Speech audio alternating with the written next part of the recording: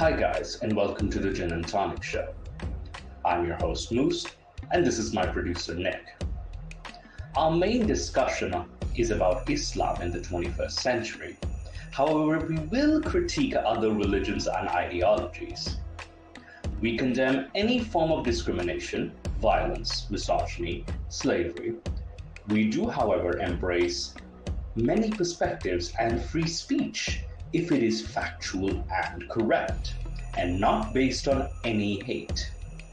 Throughout the show, we will be exploring different religious beliefs, practices, and their impact on society, ranging from politics, interpersonal relationships, and mental health of believers and non believers. We hope to create an open dialogue for those who feel they're not heard, especially those who have doubts and have left their belief systems. If you are interested in exploring the complex topic of religion and wish to be part of an honest and open dialogue, this is the show for you. We also welcome feedback and discussion from our audience and listeners. The Gin and Tonic Show is a free speech platform where you can express your ideas without any fear of violence and repercussions or any consequences. Please do join our discussion in the live chat as well as the comments. Thank you for stopping by and enjoy the Gin and Tonic Show.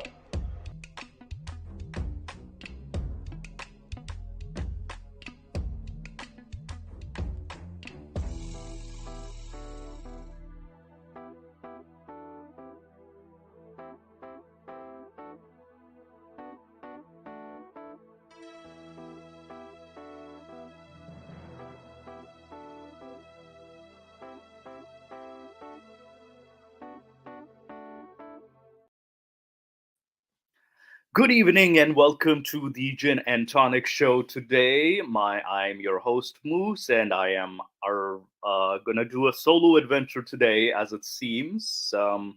So this is hello, yes, big up JNT fam and 4-6. God damn it, already mentioning the Quran. All right, so I am going to do a special request. There's two different videos that I am going to respond and react to. This is about the Quran. That is, apparently we got criticism of the Quran wrong, or so there's two different posts. One's from Instagram and one is from YouTube. That is, the second one is going to be a longer one, so I'll do the shorter one first. So let's get right into it.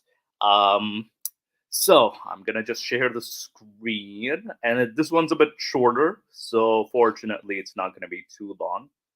And this is an Instagram too. Like there's a lot of posts where about on Instagram, and this was one I was requested to review. So this is saying point of view (POV). If you don't know what POV is in modern Gen Z terms, where in Islam it says it's haram to judge people. So let's take a look.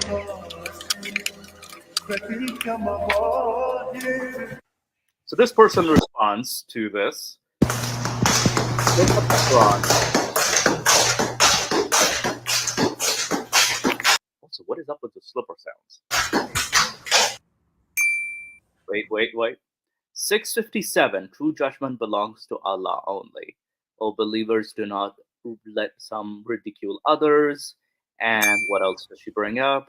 1340. Your duty is to convey the message. It is for us to make the judgment. Now, Allah, you are the real judge of all. And where's the fifth one? Okay, that's Allah. You're the okay. That's God. You knows best what you are doing. Okay, so these are 5 different verses that she brings up. So let's actually look at the verse themselves. Are they talking about judging others? So we're going to actually take a look at each of these verses, because my rule is generally look at the verse first. What does it actually say? Because that's where you kind of, is there some context behind this? So 657, let's look at 657 first. What does it actually say? I'm going to share a screen with the actual Quran itself. So 657. First one, Al-An'am, and 57. Go. Okay, it says here, say indeed, I stand on manifest proof from my Lord that you have denied it. What you seek to hasten is not up to me. Judgment only belongs to Allah. He expounds the truth and He is the best of judges. So there's a clear section of the verse that's missing. It says, say indeed, and also say thou. So there's say, I am relying on clear proof from my Lord, while ye deny Him. So it's talking about the evidence of God. I have not that for which ye are impatient. The decision is for Allah only. He telleth the truth, and He is the best of it. That's His Pickthall's translation. The Sahih International, I'm on clear evidence. So it's talking about evidence from my Lord. It's not necessarily talking about judging other people. So it's you're preaching to other people, and it's telling the other person that you are denying the signs, that is. And if you even want to look at some tafsirs as well, it says, hey, O Muhammad, I am relying on clear proof. I have full insight of the matter while you deny Him. You deny the Quran and Allah's. So it's talking about, and you are patient. That is your punishment, to send a punishment onto you. His judgment is only. So it's basically like, it's talking about, it's so basically completely out of context. So there's Ibn Kathir also like describes this. So it's basically like, you're not it's not about judging others. It's about like preaching to others, that is. So this is completely out of context, the verse that she uses. So the next one was, let's go back to it, was 49:11. I'll just keep this screen. It says, "O believers, do not let some ridicule others." Okay, 49:11. Let's see the context behind 49:11. Also, hello, Judabitus. So, if anything, like, does 49:11 say that we are forbidden to judge others? So, because the initial claim of the video is that, it's like, is it forbidden in Islam to judge others? But there's no such thing. And like this lady over here, I'm going to share the screen again. Like for those who haven't seen. So let me just show you the next verse. Share screen. Yeah, so true judgment. So I already debunked this. It's not true judgment. She missed a big portion of the verse itself, which is about, I've given you signs, that is. So this one says, "All believers, do not ridicule some others." So now let's see what the Quran actually says. So I'm going to also see the other verse. My apologies. I'm going to go a lot back and forth on this one. So have I opened 49:11? So 49, the apartments, and 11. Let's see, go. So her claim was that all believers do not ridicule some others. Let's see the verse, what it actually says. It says here, believers, do not let any people scoff at another people who may be better than they. Neither let women scoff at women who may be better than themselves, and find not fault with one another. Neither revile one another by nicknames. And evil name is ungodliness after belief. And those whose repents not those, they are all evildoers. Sahih International says, "Oh, you have believed, let not a people ridicule another people. Perhaps they may be better than them. Nor let women ridicule other women. Perhaps they may be better than them, and do not insult one another, and do not call each other by offensive nicknames." So it's talking about do not ridicule someone, and do not, call each other by offensive names. So that's what it actually is. It's not talking about judgment. It's talking about calling. Wretched is the name of the disobedient. So after one's faith, and whoever does not repent, then it is those who are the wrongdoers. And Yusuf Ali also says, let not some men you laugh at others, it may be the latter than the former, nor some women laugh at others, blah, blah. So now let's look at the tafsir, which explains the verse itself. So what context is it talking about? Oh, there's even two hadiths. Actually, let me look at the two hadiths 1 second. There's two hadiths on this. So it was narrated by Abu Jarad. This is from Sunnah ibn Majah, saying, no, Allah saying, no insult one another nicknames was revealed concerning us, the Ansar. When the Prophet came to us, a man among us who would have 2 or 3 names, and the Prophet might call him by one of those names, only to be told, O Messenger, he does not like that name. Then, nor insult one another by his nickname was revealed. So this is one context of the verse itself. Now, Tirmidhi reveals another story. It's a similar story. A man among us would be known by 2 or 3 nicknames, 3 names. He would call by one that perhaps he disliked. So this ayah was revealed, nor insult with nicknames.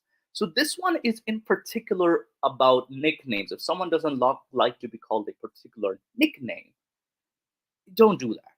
And this is what the context is behind the verse, which is interesting, that is, because it's not about judgment. It's about calling someone by nicknames or mocking somebody, that is. I mean, she almost had a point there, but it's more, again, context. Context is necessary. And let's see if the tafsir say anything different. I want to see if the tafsir say any different.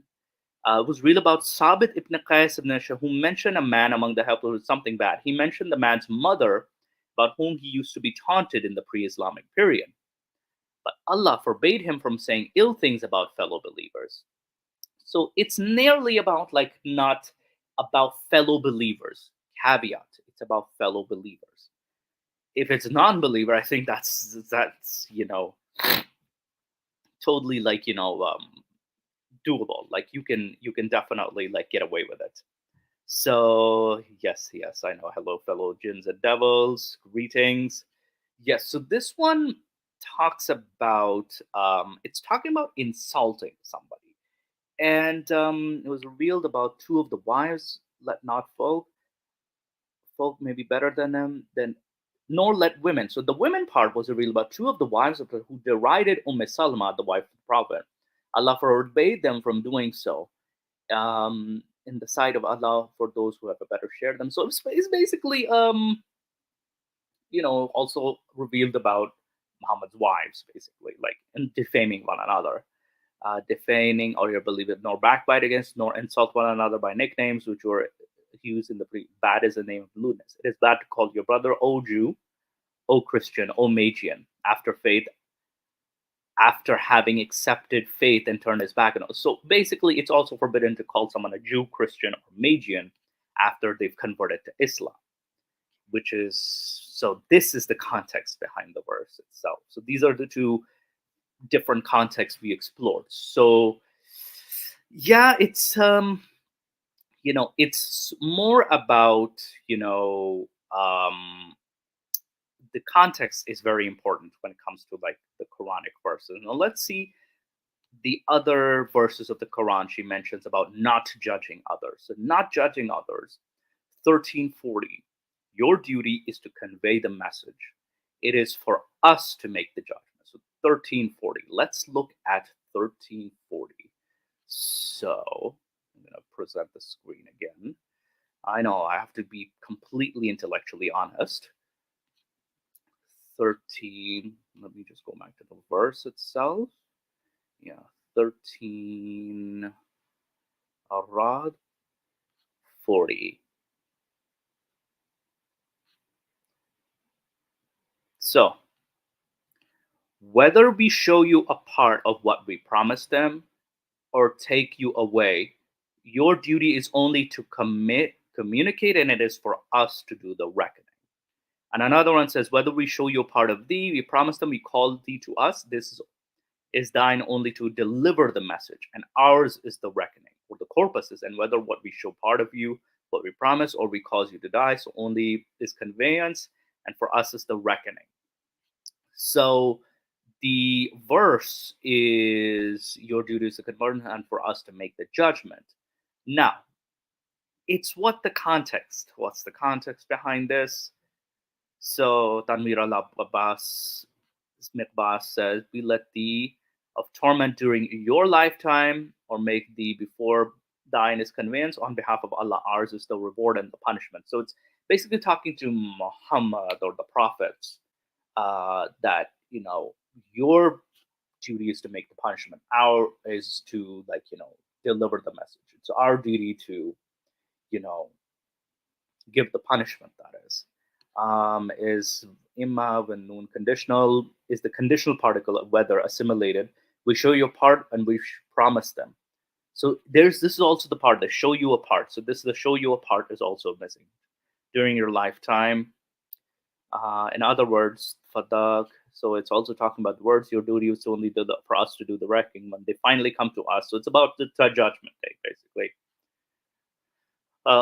So this is to console the prophet, as if to say, "Oh prophet, you do not need to concern yourself to the end of the believers who have rejected." So it's talking to Muhammad specifically. Like, don't worry. It's like this is basically, like God talking to Muhammad in the Quran. That is like, "Oh, you do not need to worry." So it's not about judgment of others, but rather Muhammad shouldn't be concerned with what happens to them. It's Allah who's going to determine that. So this is Muhammad's mind, kind of like like, yes, exactly. It's cherry picking, basically. Like, there's a lot of cherry picking. What I see is I tend to look at the entire verse, the verse in its entirety. What does it actually say? And this is where a lot of the apologetic claims are, kind of sort of debunked. And I wouldn't say completely debunked, but you kind of raise some questions like, your claim is, I say, Allah, you are the real judge of all. So again, is this about judging other people? Allah, you are the real judge of all. Now, 1145. Now, is part of the verse missing? Let's see here. Okay, so I'm just going to open up the Quran again. And so it says 1145. So 11, this is Surah Hud. And we'll look at 45. Let's go to 45. So this is about Noah. Interesting. So the story is completely different. Noah called out to his Lord and said, "My Lord, my son is indeed from my family. You promise indeed true, and you are the fairest of judges." So yeah, even this part is missing. Like, when you miss out such a crucial part of the verse, it's not talking about a general idea. It's the story. Sometimes the story is very important.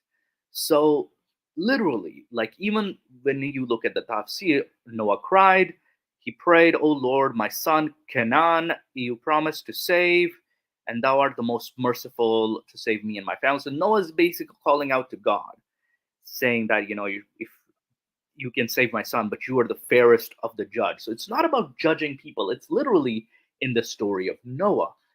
Again, sorry, madam, but you have been cherry picking these verses to make it sound good, but it's generally like you have to look into the context of these verses.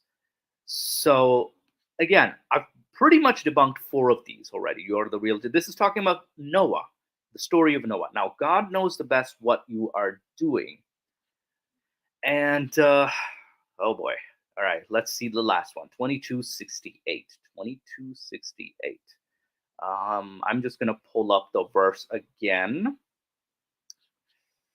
Quran 22. So 2268. There we go. But if they dispute with you, say Allah knows best what you are doing. So her claim is God knows best what you are doing. This is in context of if they dispute with you.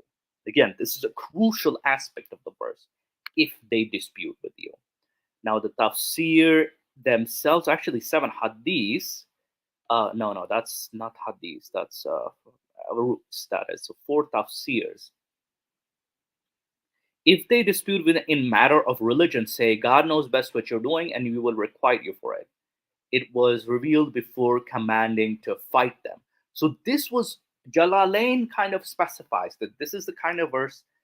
Keep in mind, this is a pre-fighting verse. Like this was before, like the command to fight. And Allah tells us the mansak for every nation. Okay, this is a long explanation. I don't. Maududi said there's a community where we prepared the Arabic now is brought. It's a firmer. Oh, geez, this is going to be a long explanation. It means it confirms. In order to understand the principle of the paragraph, we should go to 55. Okay, yeah, this is more talking about.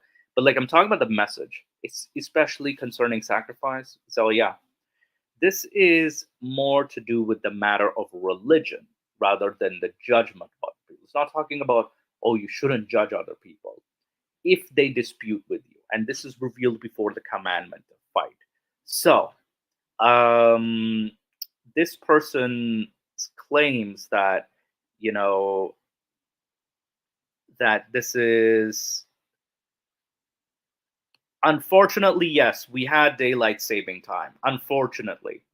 And yeah, that's why we're a bit early. I'm so sorry, guys. So it's Canada had daylight saving. We still haven't got rid of it. So yeah, Madam over here has also like you've missed out a crucial part of the verse.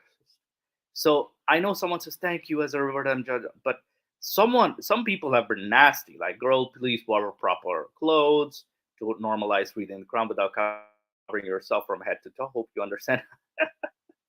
No, girl, no, he just read this very well. Go watch the video. Yeah, she's been called out as well. So I'm not the only one. Mind picking up the tafsir. So this comment also talks about judging final punishment. It has nothing to do with judging others, about mocking people. It talks about Nabi Muhammad was ordered to give dawah, and it was Prophet Noah. The sons about Mushrikun would harass Muslims their holy days. So interestingly enough, this is, the context is includes you mistook every single ayah and you tried to use them evidence that we cannot judge people in Islam. So I gotta give, whether it's a Muslim, I gotta give this Muslim credit. Like, credit where credit is due. This is the actual context. We have to always consider the context of the verse itself. So this post was a short one that we dealt with. Now there's a longer video I've been sent, and this is about a video someone did.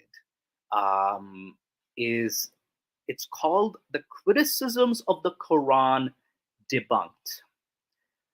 First off, what is up with these white dudes trying to it's trying to please the Muslim community? I'm kind of like, this is the kind of shit that grinds my gears. But yeah, and he's gonna go for low hanging fruit for sure. These are 23 criticisms of the Quran that you've probably heard from almost every. Okay, what is up with this image of David Wood cross-dressing? Single anti. And of course he's gonna go after Apostle Prophet and David Wood. That's low-hanging fruit right there. All right, this is gonna be fun. This is gonna be fun. Islamic apologist. All of these I'm going to talk about today come from this video in particular.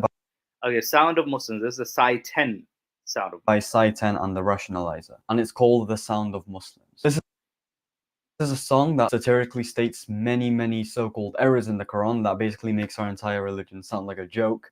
It makes Islam sound like a joke to an uneducated viewer. Of all the arguments are silly, inaccurate, and you'll see over the course of the video. It's I don't know why. But yeah, today I'm just going to go through every single one by one. And yeah, I'm just going to explain and refute all of the errors that he made in this song. Now, obviously, because music is haram, I used AI to remove the instrumental from this song. So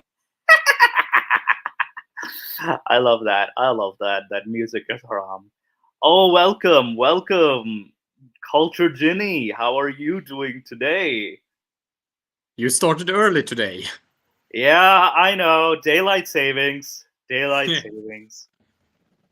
I think that's why I went solo with this adventure for like 26 minutes. So, everybody, please welcome the very well mannered, very well cultured Culture Ginny. Hello. So, yes. I'm here to make you somewhat more cultured and to complicate matters. Yeah, I know.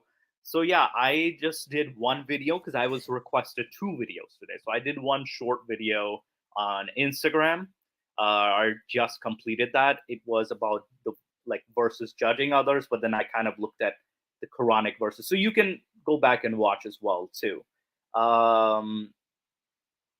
Yeah, and yeah, there's also 47-7. You scratch Allah's back. Well, Allah scratches yours. Which this one I'll also take a look into because this is an interesting one.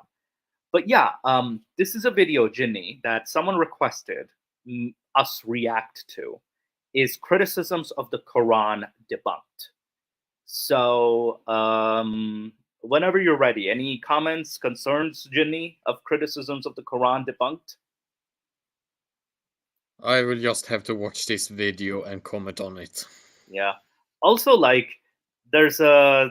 These are 23 criticisms of the Quran that you've probably heard from almost every single. I love David Wood in a cross dressing. Like, why did he do that?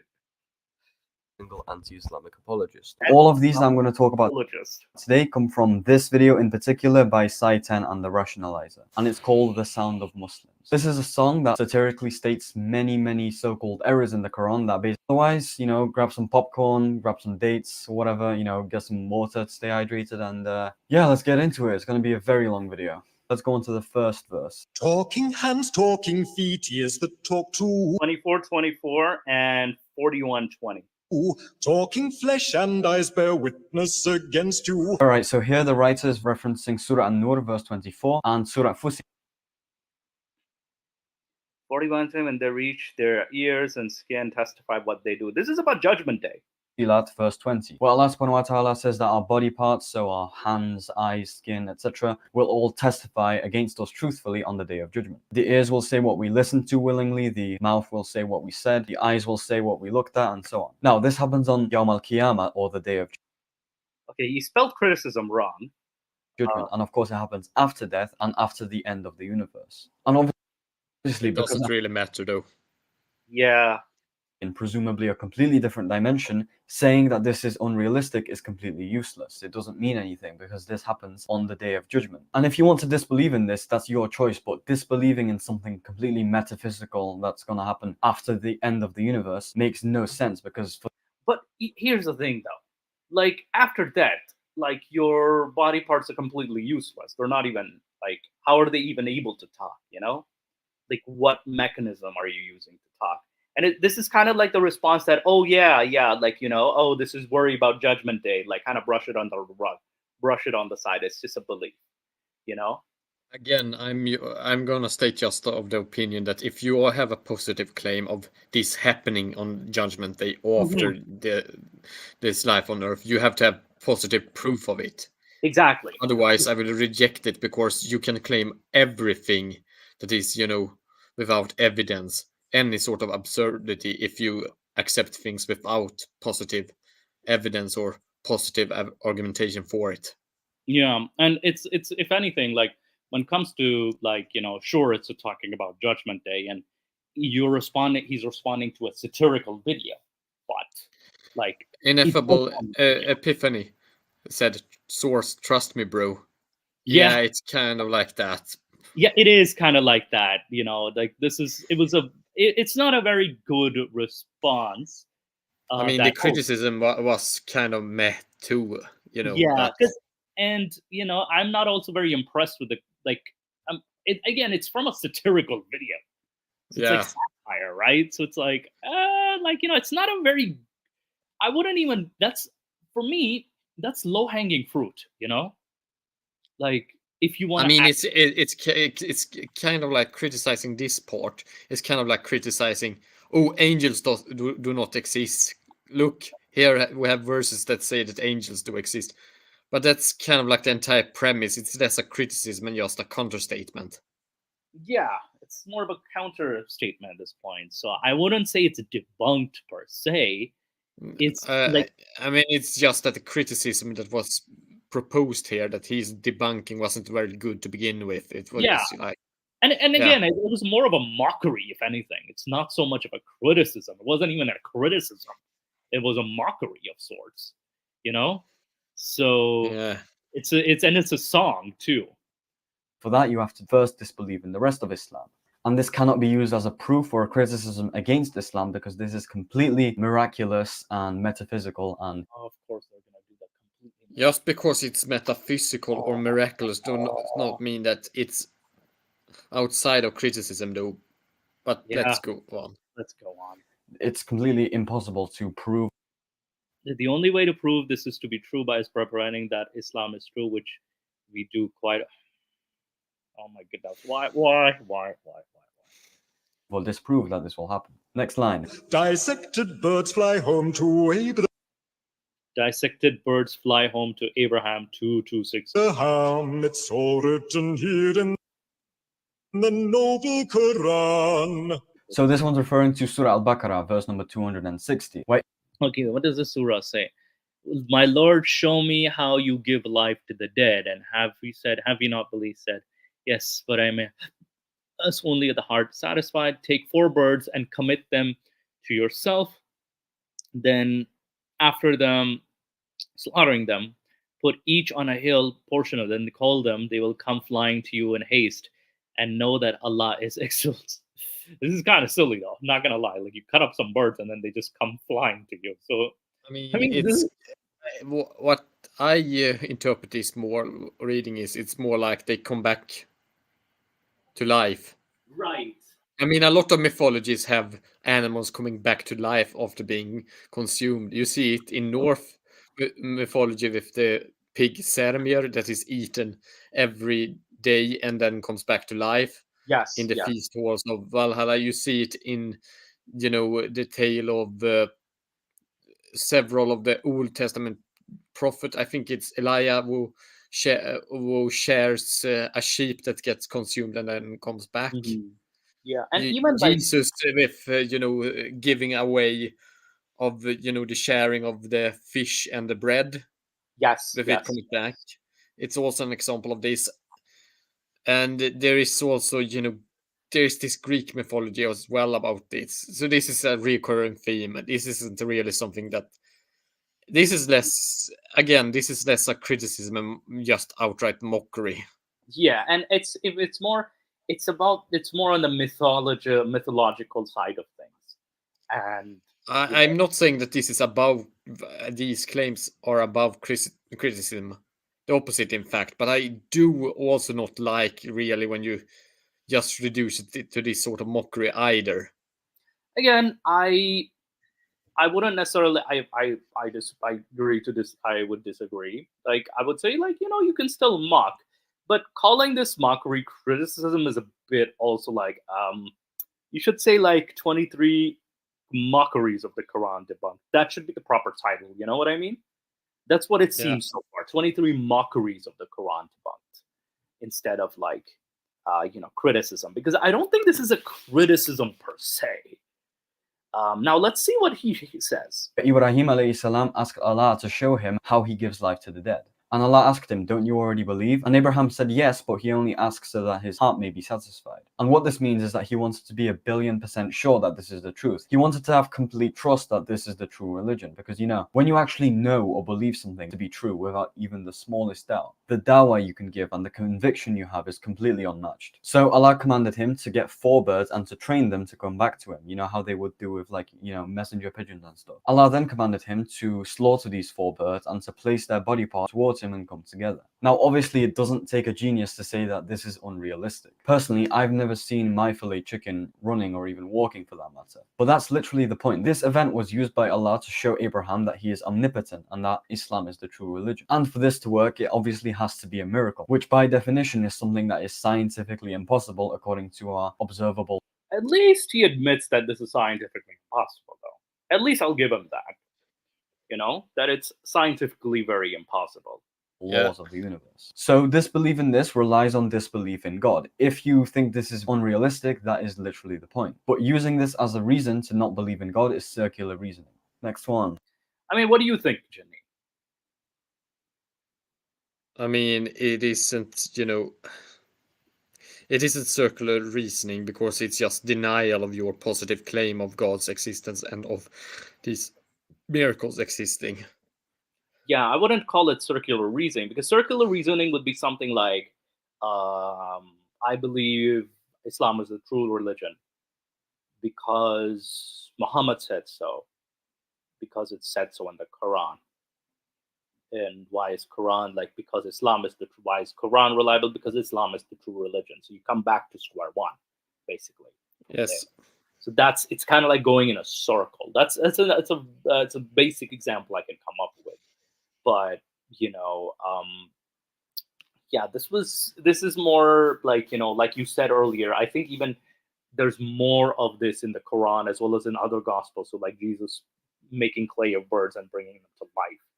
This is only a miracle claim, but it's not like these are just fantasy stories at the end of the day. There's nothing great about them. Like, this is not something I would debunk necessarily. The earth existed before there were stars. All right, this one's referring to verses 10 to 12 of Surah. So to the heaven there was smoke, and he said to the earth, come into being. Willingly or by compulsion, they said, we have come willingly. We completed them in the 7 heavens within 2 days, inspired on the following verse is funny though. We adorned the nearest heaven with lamps, and to proclaim this is determination, the exalted might knowing. And this 41 actually even continues in chapter 41. They also mention that it takes longer to create earth than the heavens, but like that's another thing. But yeah, this is a very ridiculous claim of the Quran, that the earth was created before the stars, which is like, the first stars were way before the earth coalesced into the body it is. And said it came. Oh yeah, especially like he directs them to the heaven while it was smoke, and said it to the earth, come into being willingly or by compulsion. They said, we have come willingly. So this is talking about creation itself. Fusilat. And it's also mentioned in verse 29 of Surah Al-Baqarah. What does he kind of show it close? Next one. The earth existed before there were stars. All right, this one's referring to verses 10 to 12 of Surah Fusilat. And it's also mentioned in verse 29. Okay, if he who created you, all of which is on earth, then he directed himself to the heaven, and his being above, and made 7 heavens, and he is knowing of all things.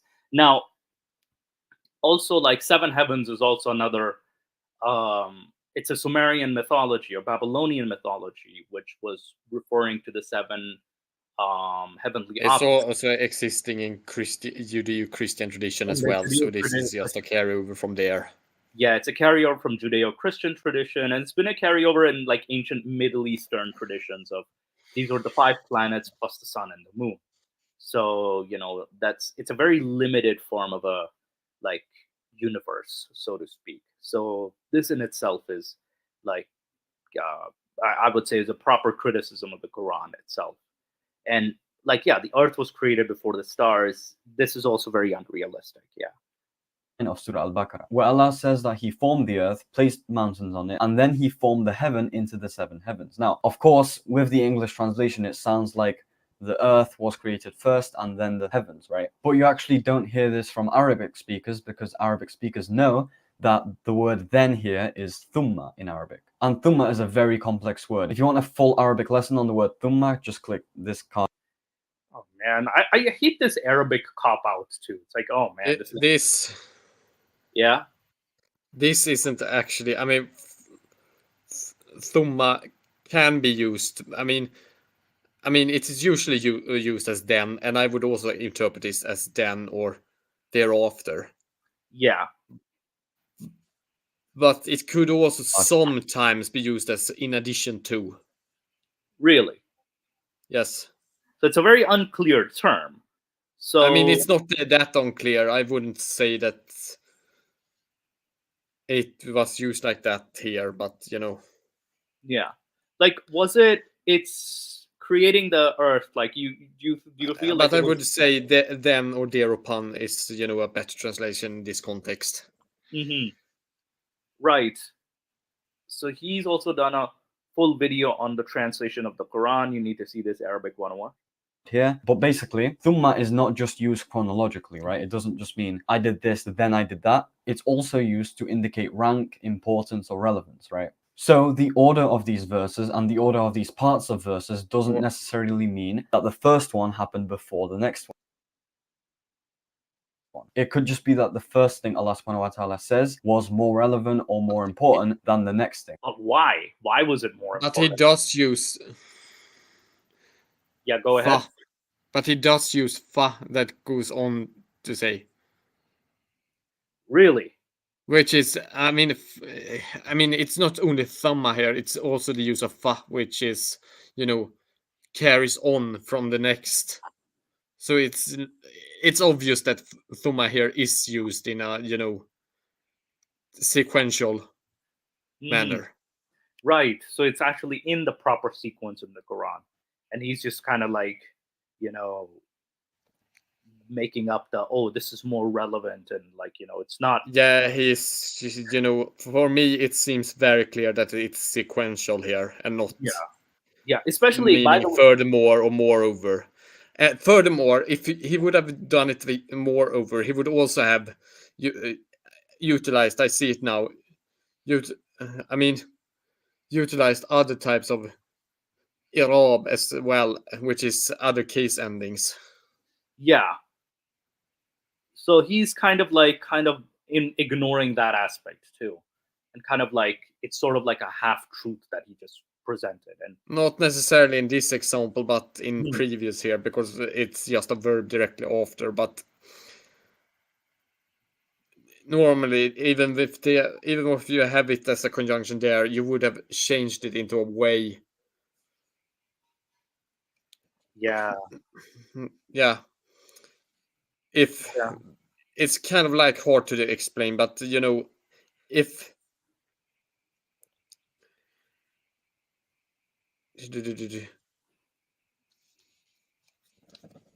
no, you do not, since it's verb here you.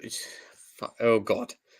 I kind of lost my mind or lost my train of thought when trying to explain this, because No worries. it's quite clearly that it's not in addition to or furthermore Okay. in this And- context. Because if that would have been the case directly after, it would have been followed by what is called in Arabic ism or nomen, which is a category for both nouns and adjectives. Yeah. And also, like, another Yes. criticism I have of this is that, like, remember I mentioned earlier, like, he creates the earth and the mountains and everything in 4 days without distinction. So it takes 4 days to create the earth first.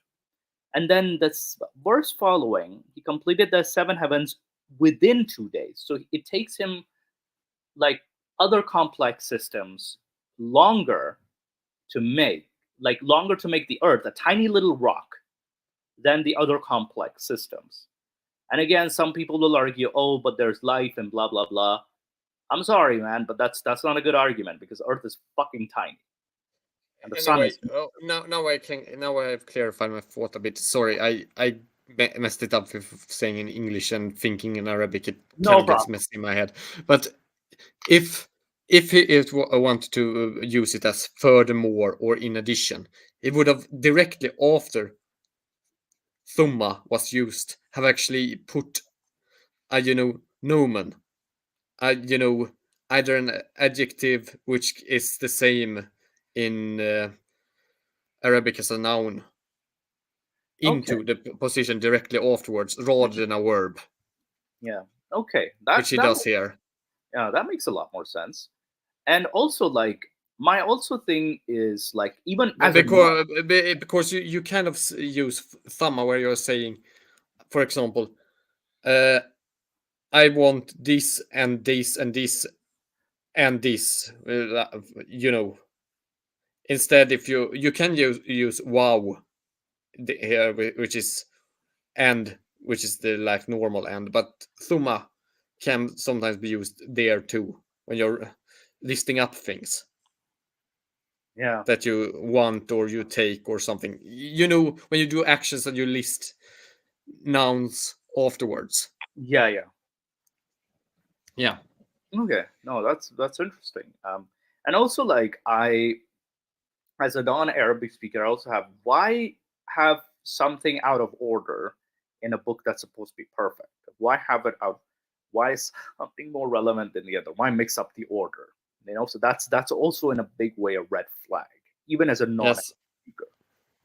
And it is true that the formation of the Earth is more important to us than the formation of the heavens. And There's supposed to be this is a big ass universe when the observable universe is massive for a creator. So I think everything should be equal. And also, wouldn't this creator want us to know that there are other like planetary bodies and Earths and stuff like that? So like this creator, you know, it seems like it's a very geocentric view of, you know, the world. By the way, Yeah. geocentric means it's Earth-centric, and heliocentric means it's the sun. Like the sun is the center of the solar system. So this From is a very Helios, geocentric the name of the Greek sun god. Yes, the Helios after Helios. But yeah, this is a very geocentric view, like what this guy presents here. this is in conjunction with the views of many of the early Mufassirun. Additionally, if you look at the wording in Surah Al-Baqarah, you'll also see that Allah didn't create the 7 heavens. He formed the heaven. He didn't create them. What? He directed himself to the heaven and made them 7 heavens. But heaven is literally just sky in this aspect. And he like created these 7 heavenly bodies. So what difference does it make if it's fashion? Like, what difference does it make? Into the 7 heavens, which could have happened after the creation of the earth. We don't know. Of course, could have happened after the creation of the earth. We don't. Oh man, oh boy, oh boy.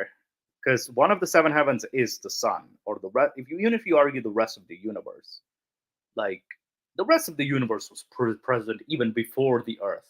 So he's just playing around with logic here. It's a lot of like mental gymnastics. Know that. But the predominant interpretation is the first one that I just mentioned. Anyways, next one. The moon emits light Oh yeah, this one, 7116. The moon emits light and was split into parts. and split into parts. All right, this one's referring to Surah Nuh, verse 16. Well, We made the moon there in. Oh, I love the bracketed a reflected light. They that's not in the Arabic, is there? They're a light and which made the sun a burning lamp. Yes, it's just added. Yeah, this one's added like the reflected light, and this is very clever by modern translators. Fihuna Noran, Yeah. in its a light. Yeah, it's in its light. It's not a reflected light. Allah says that He made the moon a light and the sun a burning lamp. And He uses 2 different Arabic words here. For the moon, He uses nuran, which is translated as light. And for the sun, He uses sirajan, or lamp. Because the sun does indeed emit its own light. So there's no problem in that. But the issue is with Oh my god. Oh my god.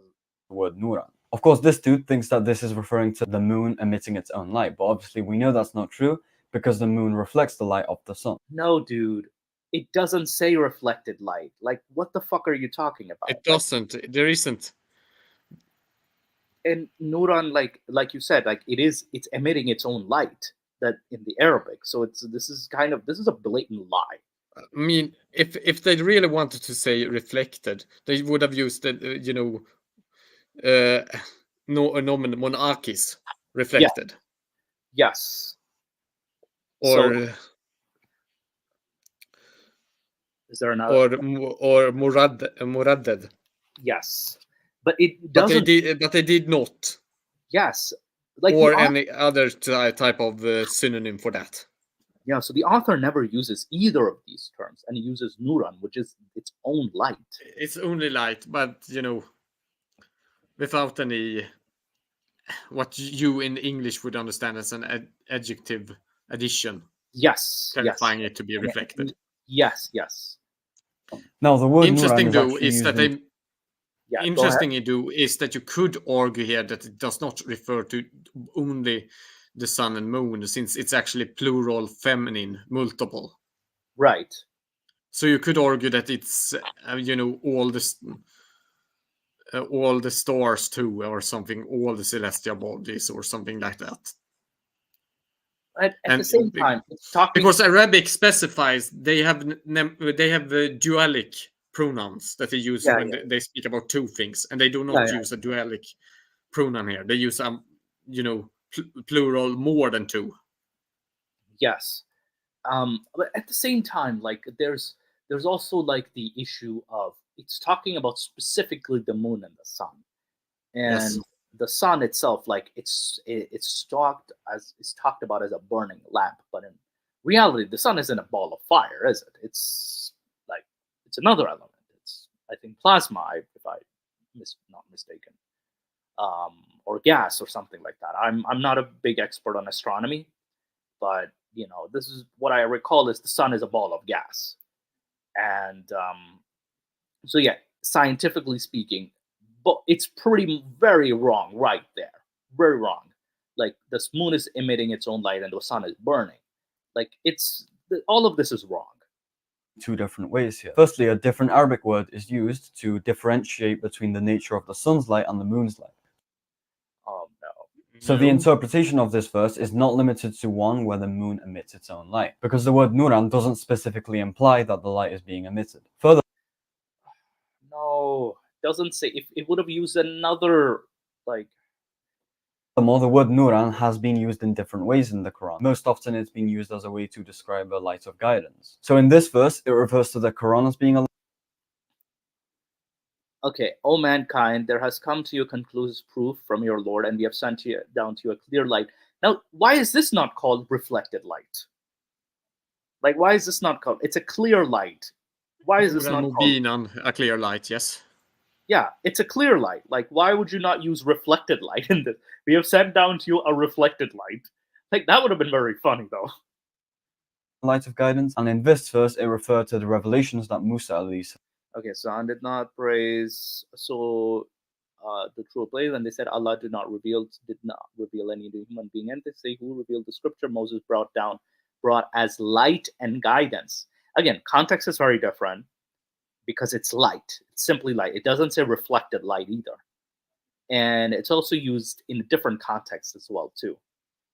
Salam received. So because Nuran is often translated as a light of guidance, some say that Surah Nuh is also referring to the moon as being a light of guidance. No, it doesn't. It doesn't. It's not a light of guidance. The moon is just a celestial object. It's not guiding anybody. I mean, Because it helps the moon people. was used in navigation in the past, though.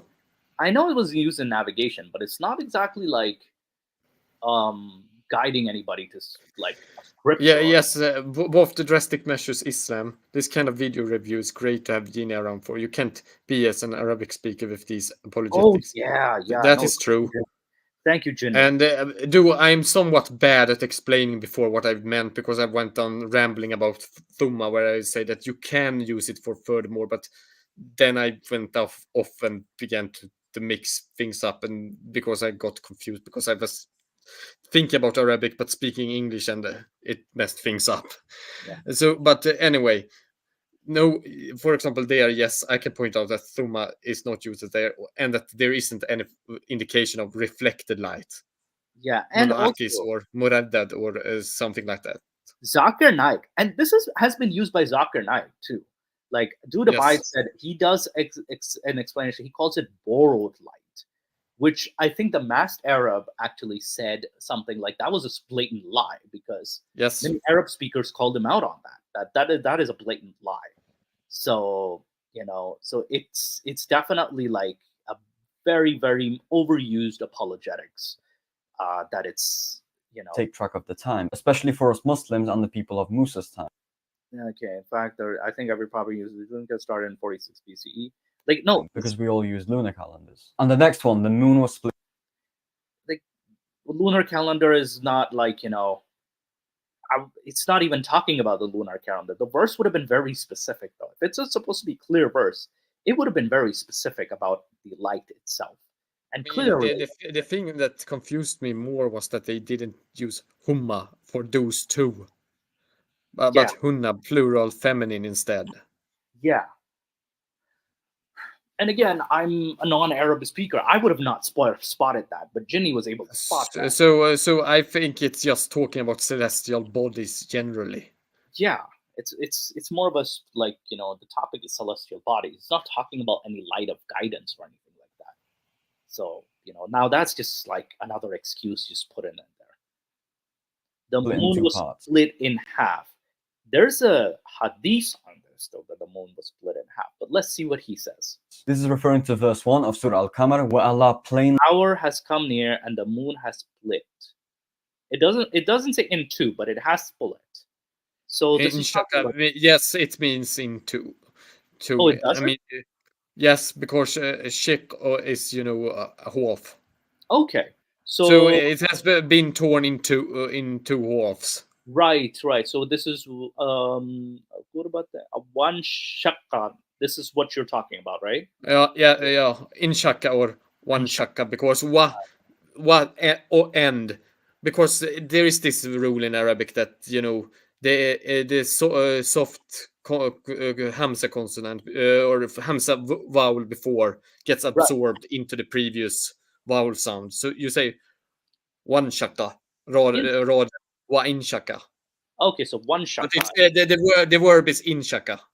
Yeah, so it is specifying that it is split in half. That is. Yes, And the hour it has is. come here. Here It I don't states know that why they added into, because they could have taken away this bracket thing and it would have been. Yeah, that's true. Because like that kind of like adds more confusion. Like, why is it split in like why two? Like it should have been like they should have clarified it's split in half would have been a lot more of an accurate translation. moon was split in two. And this is of course in reference to the time that Allah subhanahu wa ta'ala split the moon in half to convince the Sahaba and the disbelievers that Islam is the truth. So again, this was a miracle, just like the birds from earlier. Now, here's the problem. Like the verse talks about that as a sign of judgment. But the hadith talks about a specific story where Muhammad splits the moon in two. So wouldn't these be two different events generally? Like that's where I'm a bit like, kind of like that's where I raise my concerns. And I this was mean, used to strengthen the belief of the people who Yeah, what do sorry? you mean? What do you mean? I don't see the confusion here. That it's the same event. Oh, is it the same event? But why is it said as a sign of Judgment Day though, that the moon was split? Oh, but Muhammad is seen as the last messenger because the end of days is near. Oh yeah, like last messenger, like 1400 years ago, last messenger, and the end of days. Yes, I mean the entire. I mean, Islam quite clearly, kind of like Christianity before it, is a religion focused very much upon Apocalypse. its The apocalyptic message. It's Yeah. eschatological message. Eschatological means related Right. to speaking about the end of days. Okay. Yeah. Okay. So that apparently, so when Muhammad performed that miracle, it was supposed to be a sign of Judgment Day, Yes. according, at least mythologically speaking. Okay.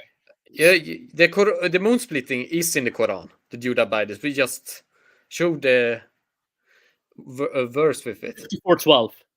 The moon splitting is in the Quran. 54:12. This is what he's talking about. So he talks about this verse. Let me just show this verse.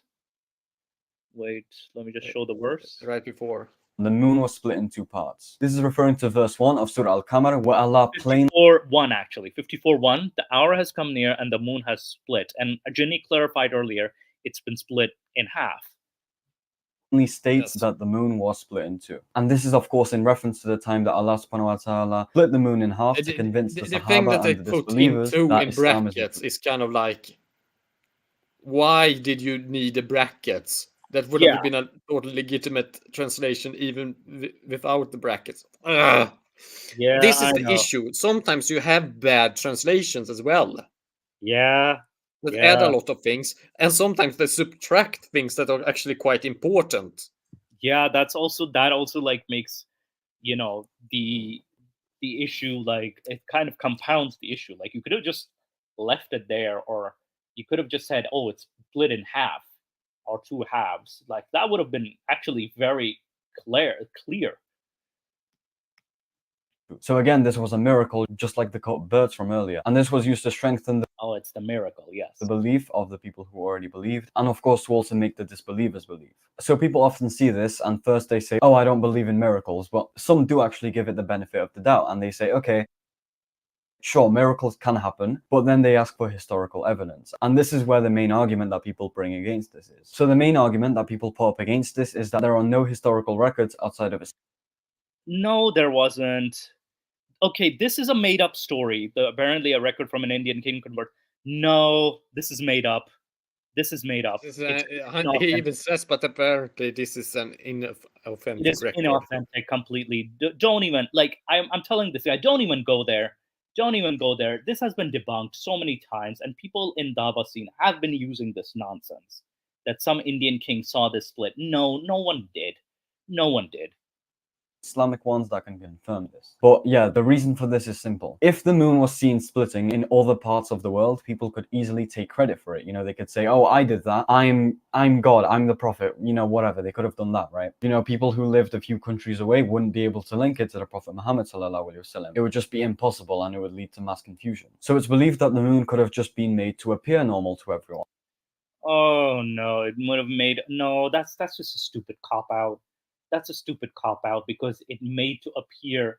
Now it's just like, first of all, like the tides would have been affected, and if a moon as such a big body is split, like you can't just, like, you know, unless you're saying it appears to the people that like it appears split. What about that? Like you can even argue the reverse.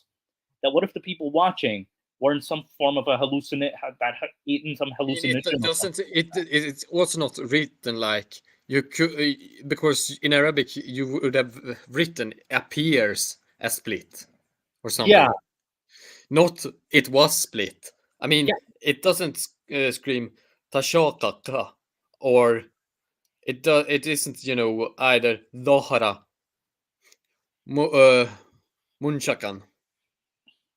Yeah, you have a point. Munshikan. Yeah, no, you have a point there in the Arabic. It would have said something like it appears to have split instead of actually splitting. So that's a good point as well. So why go that? Like, or it would have also clarified that it only was shown on that specific area and nobody else saw it. And why didn't this mass confusion happen if it actually did happen? He does have a point that it would have happened. Like, why has nobody else claimed this? Why has no other mythology has claimed this? That, oh, this happened in the year 620 something, and you know, someone claimed this. Like, nobody ever recorded this. Not the Indian empires, not the Persians, not the Romans, not the Abyssinians, and certainly not even the Americas. Nobody in the Americas ever saw this either. So this is just like, you know, pretty much of a bogus like fairy tale story. Or alternatively, it could have just been covered up with clouds or a thunderstorm. It could I've heard this excuse before, covered up with clouds and all. Every part of the planet was covered up in stars except in clouds except Arabia. Yeah, good job. Good fucking job.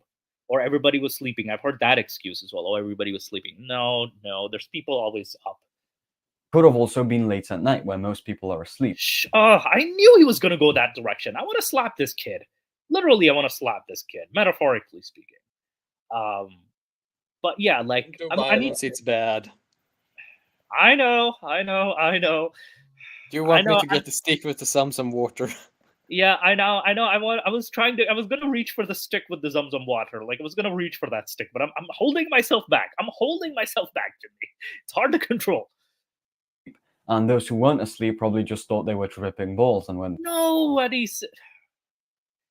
Oh my god! So why didn't the people in Arabia think that they were not tripping balls? This is like, very much special pleading. This is this is bullshit. Don't give me that bullshit. Like, like, But I mean, it's interesting that they didn't, you know, I mean, actually utilize, you know, Dahara Munshakan or, you know, Dashotaka yes, for, you know, describing it as yes, being actually, you know, appearing split rather than being split. yeah, It that would was have been, Inshaka, yeah, not, you know, appeared yeah, split. and even if people saw that they would have been tripping balls, they would have actually, someone would have written about this. Someone would have written about this, and nobody has. And on top of that, like you mentioned, it would have also seen as it appears to have. That Arabic should have been mentioned. back to sleep. If anyone did write it down, it's completely possible that they just didn't preserve it. I mean, the moon Oh my god, they completely did not preserve it. Like, this is just some stupid excuse right there, because weather patterns have always, like, not always, but a lot of times have been recorded about plagues, diseases, weather patterns, weird, strange weather patterns have been reported, mass reported, because this was of something of grave importance. split in half and then it came back together again. There was no consequences or anything. It just happened. So there's not It would have had consequences. If anything, some ancient beliefs would have seen it as some form of a sign. For a second, this could have also affected the tide because of the gravitational pull of the Yes, moon. yeah, of course. You know, also considering how you know, yeah, right. You said about the tides. I mean, Yeah, if the moon's gravitational pull gets disrupted like that, you get actually pretty big tides yeah, because the moon is actually a pretty big thing in the sky. yep, yep. And the tides, when if it would have been a massive tide, heck, it could have caused like a tsunami, a flooding of sorts. You Yes. never know. Like, what if it didn't happen, that it would have been a massive effect. much reason for someone to preserve a document about that. Another great argument is that logically, if the Prophet Muhammad, peace be upon him, was a fake prophet, why would he make this big, big rumor? He would know that people wouldn't believe it if it didn't actually happen. He made a lot of rumors, dude. He made a lot of rumors that have been debunked, dude. Like, he has, like, there's a long list of lying. I know my voice changed, but I mean, There's- people have believed in even crazier things than Islam, yeah, like, if and, anything, and people thought today, even crazier things being true miracles. So, yeah, like, look, today we have flat earthers today. We have flat earthers today. We have people who actually believe in some, like, weird miracles, like, like that the moon landing was fake, or, like, everything was, like, some people believe in some giant conspiracies. Even today, like, they believe the Freemasons control the world, which is not true, actually. That's another topic, but people believe this shit. Right? How could he convince? Oh, and people believe gay people cause tsunamis and earthquakes. There's also people who believe in that nonsense, even today. All the Sahaba and all the disbelievers that this happened? He couldn't have. So yeah, there are many That's he couldn't have. Therefore, they must have seen bullshit. Bullshit. This is absolute bullshit. things that show that it is possible for the moon to have been split at one point. Anyways, next one. Like, I want to use the F word. Like, fuck off. That wasn't a debunking. That was just making up excuses. Sorry, I didn't just holding back from using the F word so much. But here I'm gonna say fucking idiot. Sorry, Jenny. I'm so sorry. But I try to maintain my composure. One. Elephants turned into chewed grass by stones dropped from birds. Oh, I know this story. When Abraha, when he brings an army of elephants, that they're destroyed by the birds. And this is a very silly story. A very silly. I asked about this on one of my videos, I remember. Oh, really? Yes. And what is the meaning behind this? Could this actually have some sort of relevance from a military historical perspective? And actually, I looked into it. Actually, trains or the training of birds to drop heavy objects on enemies during sieges have actually occurred Really in the interesting. in the Middle East. And this is interesting because if you could have trained those birds by human hands to drop objects, that is interesting. So that's something to look into. But And I mean, by just elephants turning into grass, it could simply be they are killed. yeah, or they could just be like, I mean, if a corpse will decompose and feed the grass. but it's still ridiculous, yo. Still I mean, ridiculous. this is one of those verses where it might not even be a miracle; it might just be a description. Yeah, but at the same time, it's such a ridiculous story that the elephant army turns into grass. But then there's other stories, other interpretations. I was reading by Ibn Kathir that it was one elephant only, and he refused to move, and the army was turned into grass, or something like that. It's I haven't looked into the. I just remember we were discussing the bird part, not the elephant part. yeah. I remember like the elephant. Like there's a. It's either if it's an army of Let's look at the verse. it's He will plain. probably show the verse. These are a few of Quran's perfect words. Alright, this one's referring to Surah Al-Fil, verses 1 to 5, where Allah subhanahu wa ta'ala says, "Have you not seen how your Lord dealt with the companions of the elephants? He has sent against them birds in flocks." So the story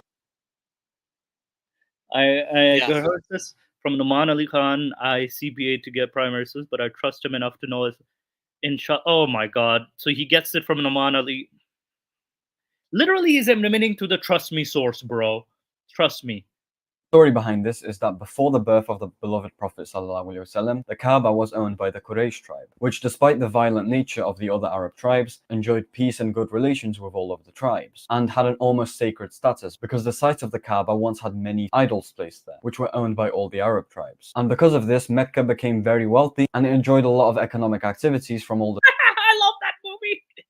I love that scene. tribes coming there and back to worship the idols. It even became a common stop for travelers. Now, there was this king of Yemen called Abraha who saw this. He saw how Now, when you mention like there are many idols and stuff, why would a god protect a pagan temple? That's where it gets very fishy, the story.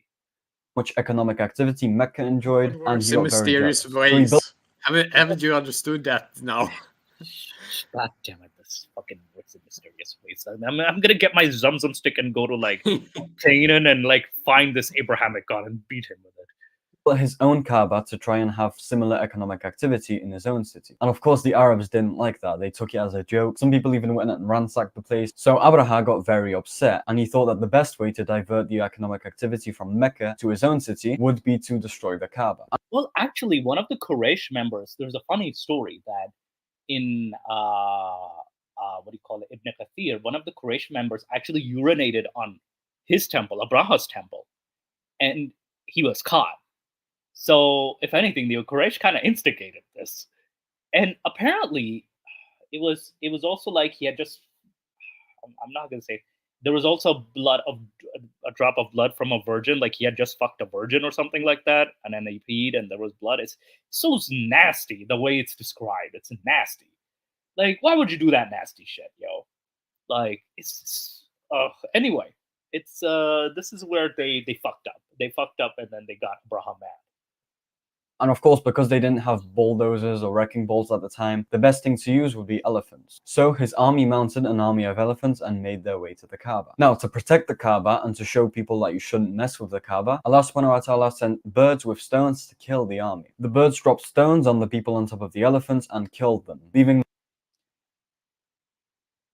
Now, what has he said here? dropped stones on the people on top. The elephants weren't the ones that were killed by the sun. Then who were? It was the people on top, and the elephant skin is too thick to do. Okay, now you're just making up excuses. Like, what if? I mean, it didn't mention the elephants when he turned it up. I looked, so it was probably. But remember actually discussing this verse about Ababil, about flocks of. Of birds, and the meaning of it, and actually coming up with it was probably some sort of military trained birds or something like that. But even then, it's like you're turning an army of elephants into grass, or like you're turning.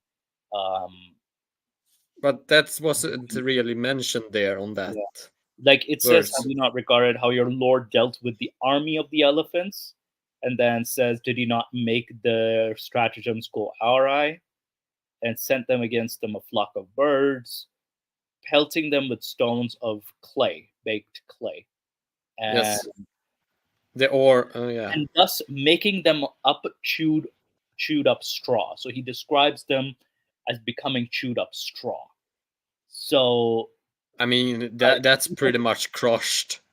like that means you're crushed. So it doesn't specify, was the entire army crushed of the elephants, or was the people on top crushed, or what's happening here, I mean, you can. I mean, think about it. A bird dropping a actually rather large lead pellet can actually smash into your skull if it, Think about it. A coin dropped from 100 meters can actually hurt you pretty badly. Oh yeah, it can hurt you pretty badly, but I'm saying, would it do that to the it- elephants though? Like, would it do it into an entire army? I mean, it might if it comes from above. I know that arrows and things that strike elephants from above can actually scare them a lot. Now, here's an explanation I heard from Dan Brown. I know he does the Petra theory, but he had a very good point on this one. He suggested that an army of birds like covered the sky, but they weren't the ones carrying the elephants. It was the Meccans who had launched catapults or stones from the distance into the army itself. Yeah, Which sounds a lot more reasonable of an explanation. I mean, it depends upon how you interpret Tyran, because that can also just be a flying thing. Yeah, that's also true, because the birds. But it's usually though used for birds, or Yeah. bird. Yeah, and rather than- unfortunately, like he said that, it was seen as like the birds are dropping it, but again, it would have argued that it's from the perspective, it looked like, so it would have argued that, like, nobody ever did that interpretation. But let's see what else he does have to say. Top of the elephants and killed them, leaving them looking like chewed up hay. Now, the reason why stones were used was because all of the Meccans ran away, because they couldn't kill elephants. Elephants are basically unstoppable. Using birds was also more supernatural. It made people even more scared of messing with the Kaaba, because it had unknown supernatural consequences. I would actually I mean, elephants are very hard to kill. I will not deny that, but they aren't unstoppable. Oh yeah, and I mean, think, you can ask what eventually happened with the Carthaginians at the last battle. Oh no, you can even against talk about Hannibal. Porus. Even about Porus with Alexander too. Alexander. Yeah, yes. Like, it was the elephant that actually fucked up. Like, it fucked up the campaign because of the fact that they were hard to control, and a little, like, you startle the elephant just a little bit, and it can turn on you as well too. Yes, that's the great danger with elephants. Yeah, They have the risk of running amok. Yeah, they have that risk because they're not like horses per se. Like, they can be tamed, but they're not domesticated in that way, and they're very big, difficult to control animals. Like, they only listen to that one handler. And, Yes. and I think Ginny also did an amazing video on like war elephants. Yes, how I they did. were used, and I think it was a very interesting video Ginny did, by the way, and how, like, they were still useful even if they ran hammock, or like they were still pretty expensive, and they were very well, like, used. They were a trump card, the ultimate shock cavalry that you use to Yeah. absolutely break the enemy. Yeah, and it was more of an intimidation factor too. The elephant was a Yes. very big intimidation factor, and I think with this story, like, it doesn't. It's an army of elephants, but at the same time, like, they could have specified. The verse could have specified that the distraction itself, or the throwing stones, would have distracted them enough to crush their own men. Like, and that's a more reasonable explanation. Like, we're trying to rationalize this, that the elephants could have been confused and, like, ran over the guys. But then there's stories of like elephant or the elephants refusing to run over the Kaaba, and that adds another layer of silliness to this. Like the more you look into this, the sillier it gets, the story, and it's very probably like a made up story of because even then, like there's Abraha's death is like occurred way before the so-called year of the elephant, like around 553 to 565. Abraha died, and Muhammad wasn't even born until 570. So even if you want to argue, like it doesn't add up. The story doesn't add up, even if you look at it from a historical standpoint, from a realistic standpoint, from a logical standpoint. Like, yeah, we can make excuses for it, but God damn it, Puya. Don't you know animal blood works as well as virgin's blood? The requirement of virgin blood is a myth perpetuated by mystics to make the crime seem harder to accomplish than for the layman. Wait, what was this a reference to again? Yeah, I was also a bit confused, and I didn't want to comment on something that. Yeah. Like I don't know. Like I think it could be the piss, the virgin's blood and the piss, by the Quraysh member on Abraha's temple. Like he pissed on it, and he had like virgin blood on his penis because apparently he just fucked a virgin or something like that. And yeah, it was that one. Yeah. But then again, yeah, it's a silly story because the elephants turn into grass. That's impossible. That's virtually impossible. You need a very big boulder to do that. A very large boulder to crush an elephant like that. Like you can say, oh, the elephant crushed the army, but it doesn't. It's very general. It's very like vague. All of this, and it's from probably like the same category as like Jesus's miracles or something like that. And it's definitely like it's funny too, but why didn't this story convert everybody to Allah? You know what I mean? Like why was this story necessary? And then why did you have to send a prophet then? Like, if this was enough to like convince people that Allah is the one true God, then why didn't this convert everybody? Like why didn't it show everybody?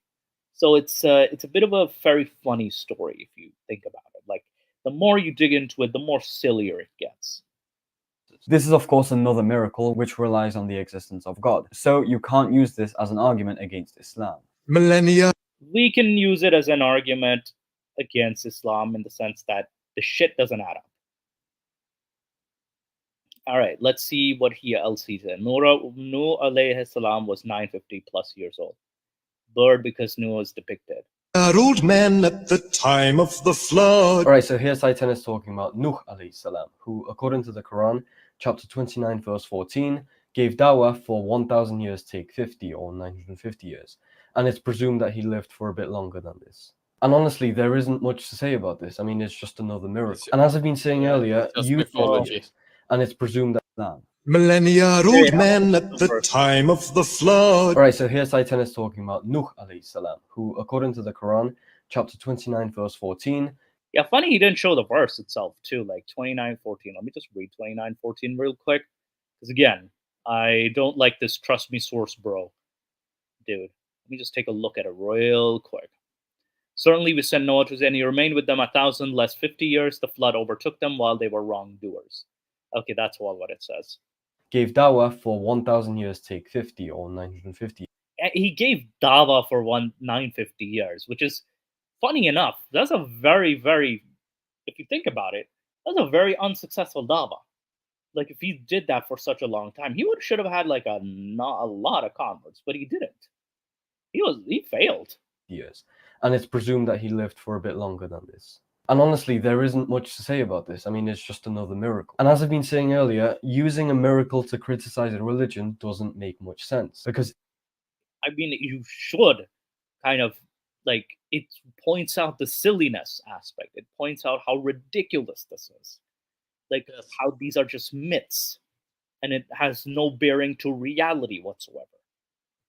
If God exists and he is all-powerful, he can cause this miracle to happen. So if you want to criticize... Oh, a religion, you don't look at the miracles. You look at something like, I don't know, theology or prophecy.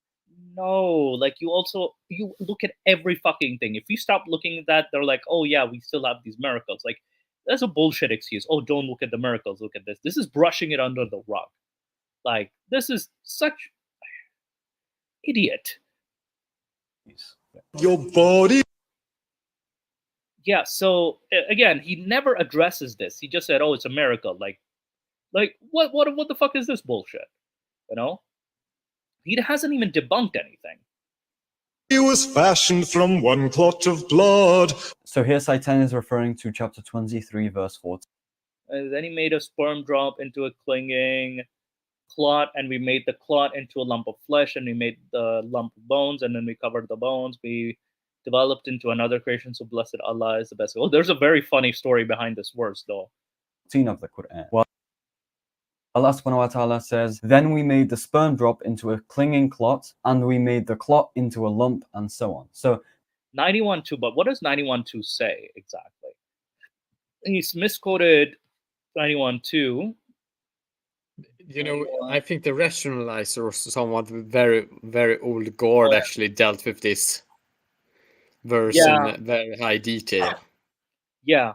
the criticism here is that the rationalizer, for those of you that don't know, was one of the earliest hosts of this show. Right.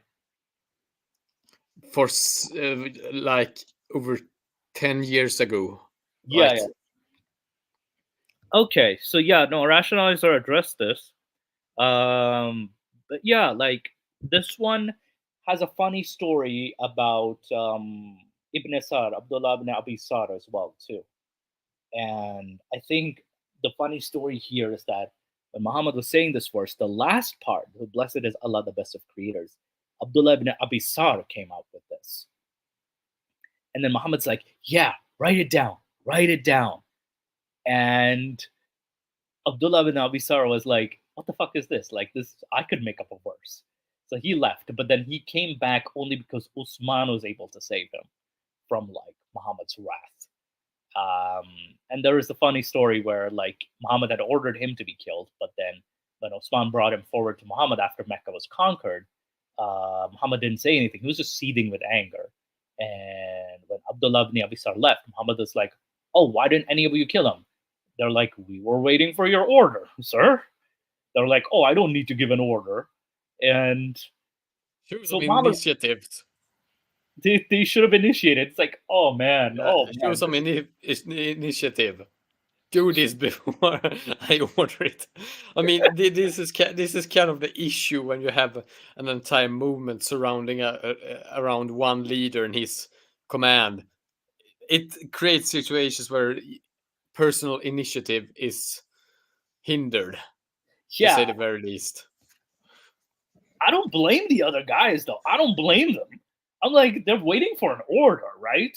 They're like, does he want him killed? Does he not? Like, he looks angry, but like, we're waiting for an order. Like, you know, I don't blame them. But yeah, back to the verse. Yeah, so this is the funny story behind this verse too. So, which nobody talks about. And that actually makes the situation even funnier. And it's actually mentioned in Sirah of Ibn Ishaq and Ibn Hisham. So, yeah, so then we made the sperm drop into a clinging clot. We made the clot in a lump of flesh and we made bones. So, yeah, what's his take on this? This clinging clot is referring to a clot of blood, and this isn't entirely accurate because the Arabic word used here is alaqatan, which can mean congealed clot. What do you say to that? I mean, you know, it's kind of like things that is hanging or clinging thing, I would say. Yeah, but it's like the body was made from one clot of blood, which is also like in itself not very accurate because there's a lot more complicated than like it's a sperm that goes into an egg, and then the egg, like, you know, it fertilizes, that is. But like many other Arabic words, it can have several translations. So one of them is a piece of congealed blood, but it's also translated as something that sticks to something else, and it's also translated into a leech. In fact, alaqat is the... Yeah? He's correct. It is Okay. also, leash.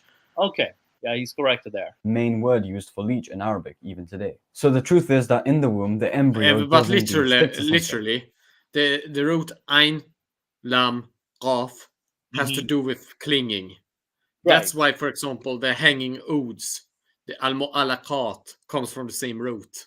Okay, so it's Because more to do with they were suspended on the Kaaba, and these include some of the most famous poetry, pre-Islamic poetry there is. And you also have, several. Alik is like commentary yes. on something, and you have several words coming from this. Yeah. So Root. yeah. Let's see what else he has to say. It sticks to the lining of the uterus. There is found 6 days. Okay, researchers found that. So what does this have to do? Embryo uses special molecules, but it doesn't even mention an embryo or a uterus or anything like that. I mean, this thing also when it comes to this is that a clinging thing could be interpreted as embryo or anything. But I mean, it's pretty obvious that people that regularly slaughtered animals and, also, killed sheep, cows, and the like would have encountered embryos. Yeah. So if anything, like this, if anything, this is not very accurate, or at least scientifically. I mean, it's First, not about miraculous, is rather my claim. Yeah, it's not miraculous by any means. It's just a statement. Yeah. Days after fertilization. Not only that, but around this time also the embryo becomes leech-shaped, as shown by Don't make the scientific. Please don't make the scientific. Oh, this is gonna be a cringe. this image. So instead of clinging clot, some people do translate it as leech-like substance, because that is exactly what it is, and it fits perfectly with science and the original Arabic. It doesn't. No, it doesn't. It's silly. It's like a blood of clot, but like you never mention the uterus or the embryo. You never mention, like, it would have been more specific. Like, I mean, it's probably because it is kind of like similar to a leech, but I mean, it's still, it's just noticing how the world around you works, yeah, and and another people thing, would have knowledge about this. yeah. So This if isn't any- something that would have been beyond the knowledge of the people of this time. yeah, and also like they would have mentioned a uterus or something like that, like something a little more complex, because this was known. So it does sound silly, like considering not only the story behind this, but also like overall this is pretty silly. Arabic word. Now, 9 plus 10. No evolution, but men turn to apes. Men turned to apes. I've heard this claim before in a lot of like Pakistani religious circles too. Like men, like there was a nation that was turned into apes. Yes. And this was, I think, Surah Al-Baqarah, 265, it's mentioned. Okay, so I've made a video on the first line, linked here, but I can summarize it real quick. Basically, not all Muslims disbelieve in evolution. There's nothing in the Quran or Hadiths that explicitly say we shouldn't believe in evolution. We only believe that Adam and Eve were miraculous creations of Allah. Furthermore, whether Adam and Eve evolved is also unknown. I mean, it's possible that they were the ancestors of Homo sapiens, but This I've heard too. This I've heard as the claim like they were the first two Homo sapiens. So this one is it's a modern like religious claim. Yeah, I mean, I say that it in in the Arabic Quran, it's quite clear that they made Adam from tin or mud. The clay, right? Yeah, clay mud. Yeah, and also like Adam wasn't the first one in mythology to be made from clay. Enkidu from the Epic of Gilgamesh was made of clay too, was fashioned out of clay by a goddess. I think it was, I'm not sure, was it Ishtar or something? You also have similar myths also in Chinese. Yes, in Chinese traditions as mythology. well. So humans being made of clay was like generally the idea that. I mean, it's not only clay; it's more like from the earth, mud from the earth or soil. Yeah, because the entire thing is that humanity has always been, dependent upon the soil. Yes. Ever since we became, the Neolithic revolution and everything associated with that, when we become bound to the earth. Hence, we were even before that as hunter and gatherers. We were still kind of bound to the earth, and Oh, you know, the plants there, and also you know, bound to hunt animals that ate the plants and everything like that. yeah. But it's important to note that this connection between the earth and humanity has existed far longer than Islam, or the claims here. So, you know, this myth about people being from the earth probably stems from our very real connection Yeah. to, you know, the importance of the earth Importance. beneath And us. we probably believe that we grew out of it or something like that. Like in the Yeah. probably in those times, like before civilization. So it might have been even an older belief. And so this idea is nothing new.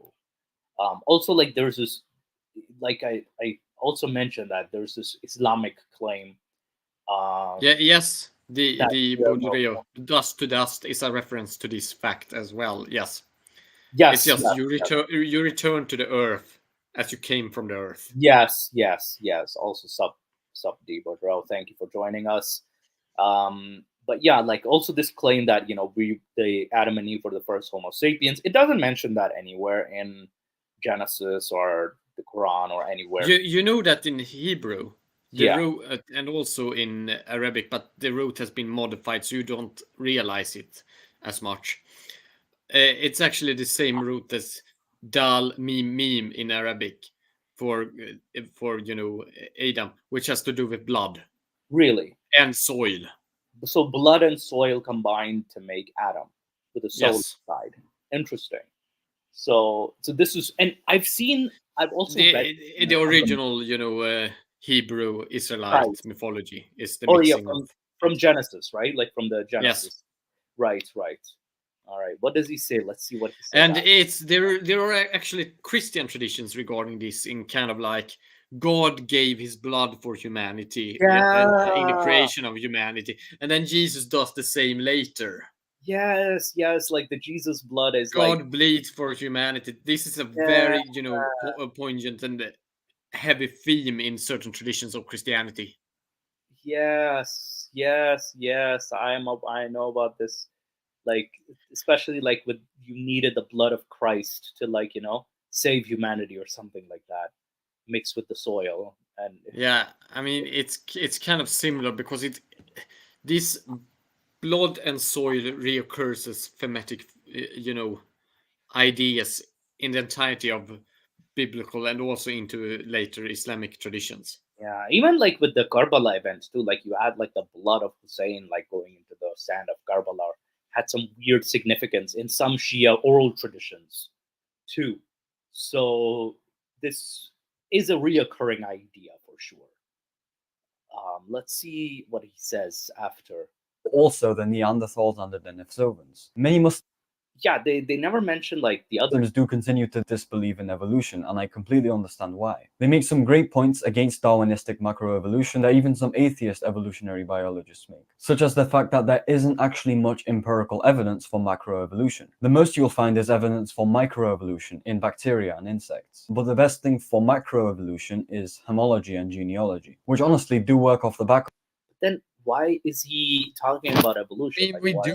We do see macroevolution actually on a pretty clear scale. With there have been fishes that have been recently released in certain environments or cut off from the main body, and where we have actually noticed mutations and the supremacy of certain mutations actually making them into different species within just a couple of human generations, but many fish generations. Yeah, and I think it's So we can actually notice this on a large scale too. It isn't just small and bacteria. And we've seen the coronavirus also itself. Yeah, evolve. but he said that that's microevolution because it's only. But I mean, I'm actually saying that he's wrong, and you also saw that with butterflies in Sweden during the Industrial Revolution. There was a type of butterfly that used to be white. Really? After the Industrial Revolution, since there was so much smog and things coming from factories and the like, that meant that only the ones that had a slight modification on the genes, making them black, survived, because all the trees around these factories and around these mines and such used to be blackened by soot and ashes. Interesting. So only the black ones survived, because the original white butterflies would have contrasted against the bark. Interesting. Very, very Because these butterflies live on birch trees, Yeah. which have usually white yeah. bark. It's fascinating. So when you changed it from these birch trees becoming black and due to soot and ashes and smog coming from the factories, then only the ones that were mutants and had dark skin or dark pigmentation in their membranes, Yeah, butterflies survived. they survived after like post-industrial revolution, which is Yes. interesting. So you see how a butterfly species changes color. And the funny thing is that it's only in modern day the white ones are coming back Oh, really? Wow. after Interesting. regulations on The smoke emissions and Yeah. pollution. Yes. And also like we used to even see like invasive species have adapted to their environment very well. In like Australia, we have a lot of examples. Like Yeah, but that's how species spread. I'm talking more about how they evolve. species adapt and evolve. But that's example of macroevolution on with Mhm. larger animals. Yeah. Interesting. Of many inferences and assumptions. Anyways, for more on the side of accepting evolution, check out Dr. Shoaib's work, and for more on creationism or the side against evolution, check out Dr. Ayad Kunaibi's work. Now, men turn to apes. This is referring to verse 65 of Okay, so Wanting to have the cake and eat it too. If you Yeah. don't believe in it, here it is. If you believe in it, here it is. Just believe in Yeah. Islam. I mean, it's kind of like, oh God, this is yeah, and this is not exactly Unprincipled. debunking. You're just like taking the middle road, and you're like, oh hey, like believe in Islam, but yeah, you can choose. Like it's bullshit, Like it's definitely like he's staying away from the evolution aspect. And you already know about those who transgress amongst you the Sabbath. We said to them, be apes despised. And I don't know if this turns them into apes or is it just an insult to them, Like it's very like it feels like an insult. Because it says we said to them. Surah Al-Baqarah, where Allah talks about Jews that transgressed on the Sabbath day. He said to them, be apes despised. Now, there are two interpretations for this. One is that Allah is simply saying this metaphorically, as in their demeanor or their behavior was like that of apes, but the more That's predominant fair enough. and valid interpretation. And why would here's also the problem. Why would Allah use his other creation as an insult to another creation, Like why would he do that? Like it's he does not create everything equal, though. yeah. I thought everything was A counterpoint is that he creates things that are lowly and despicable too. I mean, still. God is theoretically behind everything that is in the universe, good, bad, and everything in between. Why use that as an insult? That's a very human insult. Because apes are pretty fucking intelligent, if you think about it. Like, have you seen chimps and bonobos? Like, they're pretty damn intelligent and also fucking aggressive and also stronger than humans. So, Yes, in like, certain ways. Do we have much better stamina than they do? Oh, stamina for sure. Like apes just way better. They cannot, and also they are very good at drawing things or pulling things. Oh yes, and pulling things to you, but they are actually pretty weak on pushing things or punching things. Yeah, and also like there's also the certain smaller. So we are built very differently. This is why when people say, "Oh, look, these animals are so strong," in comparison to what? I mean, yes, a chimp is much stronger than a human at pulling. You aren't gonna pull away in a tug of war conflict, but they can't punch for their life of them. Okay, yeah, You but can. they you know what? They don't punch, but holy fuck, they go for the worst parts of your body. They know how. Yeah, they drag onto you, and then they try to bite you, Yeah, and then they try to drag, especially on your face. that face. They tear off the Actually, face. I've heard that on zoos they have actually an outstanding kill order that if the chimp ever gets out, they actually just straight up kill it. Oh yeah, because when chimps go aggressive, they go like there have been stories of like Charlotte Nash and like like Travis the chimp, and there've been some violent incidents with chimps. Yeah, this is why you have the term ape shit crazy. Yeah, that's why like ape shit crazy. Like it's literally like chimps going crazy, and it's happened in like the United States where like Also, Yeah. of the higher life forms, chimps are actually one of the few life forms that actually go to what could best be described as war. right, yo, like they actually have war to like. There is a documentary on this, like the chimps territory, but someone even observed in the 80s or 70s that there was a great chimp war, and Yes. it lasted for 3-4 years or something like that. And she was like, the scientists got depressed after just looking at that, you know? Yeah, and they make raids. Yeah. They capture female chimps and gang. Yeah, like they gang up on And like single males who are out alone and yeah, assassinate them. and yes, they do raids, make distractions to make the apes, the other tribe, try to Yeah, fight a distraction where they do raids. I mean, they are actually very coordinated. yeah, very in these coordinated. things. They even have hunting strategies. Like, holy fuck, they're really I smart. mean, it's yes, they are our closest relatives yeah, after all. yeah, And people kind of forget it that, I mean, apes are pretty vicious yeah. animals. Like they should not be friendly. Like, especially contrary to movies and shit, they're not friendly at all. Like, what do you call it? No Dudabites do not fight an ape. Please do not go fight an ape. I repeat, do not go Don't fight do an ape.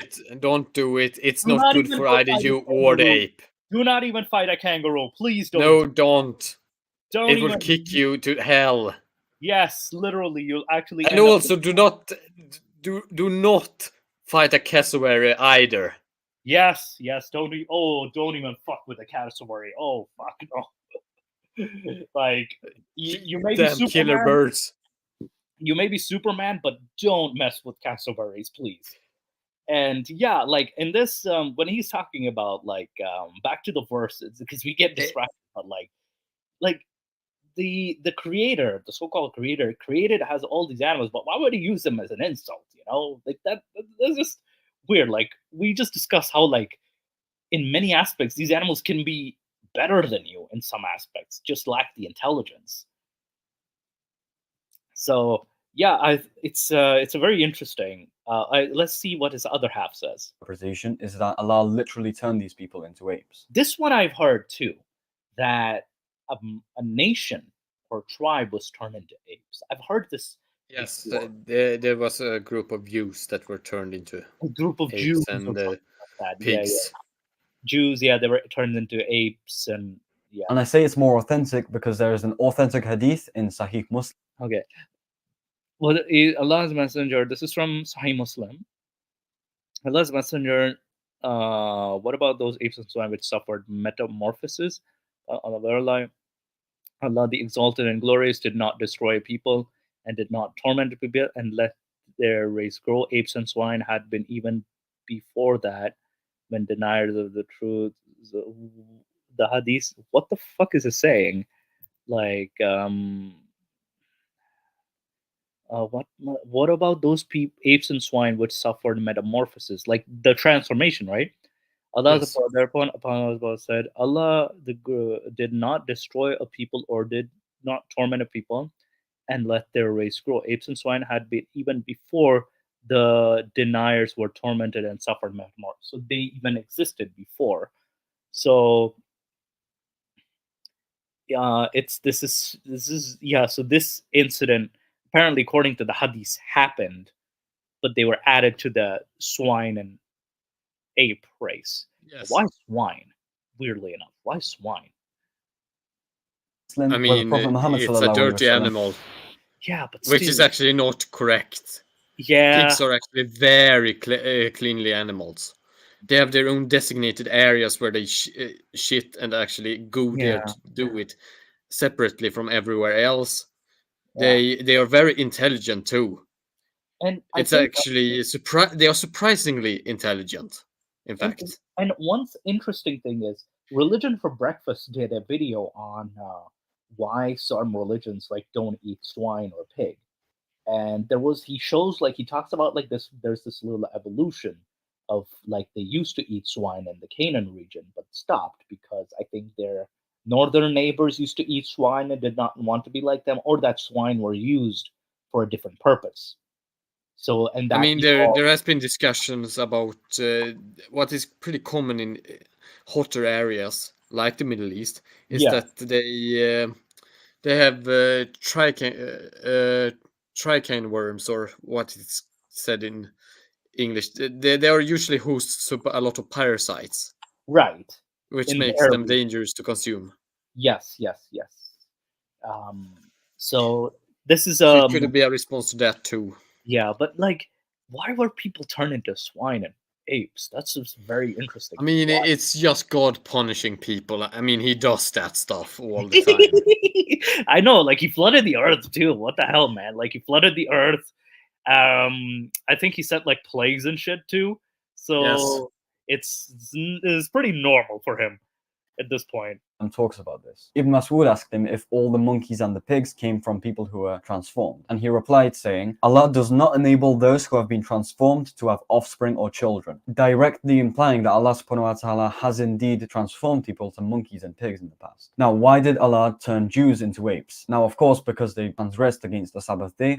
Also because like the author could be very anti-Semitic too. There's also that explanation. But also a warning and a lesson to those after, and to teach them not to be ungrateful and disobedient. And again, this is a miracle. It's not claiming to be a general rule. Oh, it's a miracle. It's a miracle. And also, like, why the Sabbath? Like, why is the Sabbath not important anymore? You know, this is very interesting. Like, the Sabbath used to be important, but not anymore. We're not saying that people actually devolve. We're simply saying that it is possible for Allah subhanahu wa ta'ala to transform. Sorry, what? You know, God planned it so that it would be important, but no longer be that case. He planned to change his mind. Yeah. Man, he changes his mind a lot. Like every time a new religion erupts, he changes his mind completely, you know? Like every 500 years or something. So But he has promised he will not change his mind with Islam. Yo, we already had like the Ahmadiyya religion, remember? He already has a new last messenger. Don't forget that. He has a new last And the Baha'i faith also claims that God has already changed his mind and the Quran is corrupted. Oh no. That happened. Yeah, so he's already changed his mind. And of course, he went to America too. The Mormons. He went to America. Yeah, he's changed his mind quite a few times already. He's definitely changed his mind a lot, even after Islam. So yeah, this didn't stay as a final message. Form someone into a pig or a monkey because he is omniscient, omnipotent, and omni-everything, you know? And again, you can't use disbelief in a miracle as a reason to disbelieve in it. It's still silly.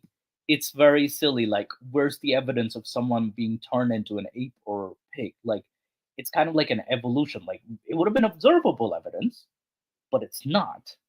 And, you know, it's sort of like, and people turning into animals is very old in mythology too. Like, even new, actually. Heck, we have Harry Potter universe. People are animaguses or transform into animals. We have werewolves. We have fucking, in Chinese mythology, we have like the monkeys and fuck. I mean, Greco-Roman Greek myth- mythology. Yes. Greco-Roman myths are filled with transformations, both willing and Yeah. unwilling. Yeah, unwilling, willing, and unwilling. Yeah, like King Lycan turning into a wolf, and then there was like some people turned into a pig, and was about in the Odyssey. Yeah, like one of Odysseus's men are transformed into animals by a potion, and yeah, there's a lot happening here. So this is at the end of the day, it's silly. Also, like, how are you debunking this? I'm still asking, how are you debunking this? You know, like, it's not a debuncation, like, or that's not even a word, but still, like, you just say that, oh, there's no evolution, or if it's evolution, it's just showing that it's sillier. The more we look at it, the more sillier it sounds. Allah, because if Allah exists, He can do what He wants. Next line. By I mean, And also- there is this woman also in Greek mythology that turned people into animal. Oh In yeah, Swedish, we say kirke, and I think her name is similar in Greek. Circe, yes, yes. So if anything, like, this is nothing in new. English. Yeah, this is nothing new, and also, like, uh it's overall, it's a silly, like, there's no evolution here, and also God is using his own creation as an insult. That's human language at this point, so it kind of shows that this is more written by a human than a god. But yeah, let's see what's the next verse that he says. This is 429. Virus is made for virus is made just for our delectation. All right, so here, Saiten again misquoted this verse. He puts 426 when it's actually 226, or wait, what? Like 4. Okay, 226. Okay. Indeed, Allah is not timid to present that of a mosquito or what is smaller than it.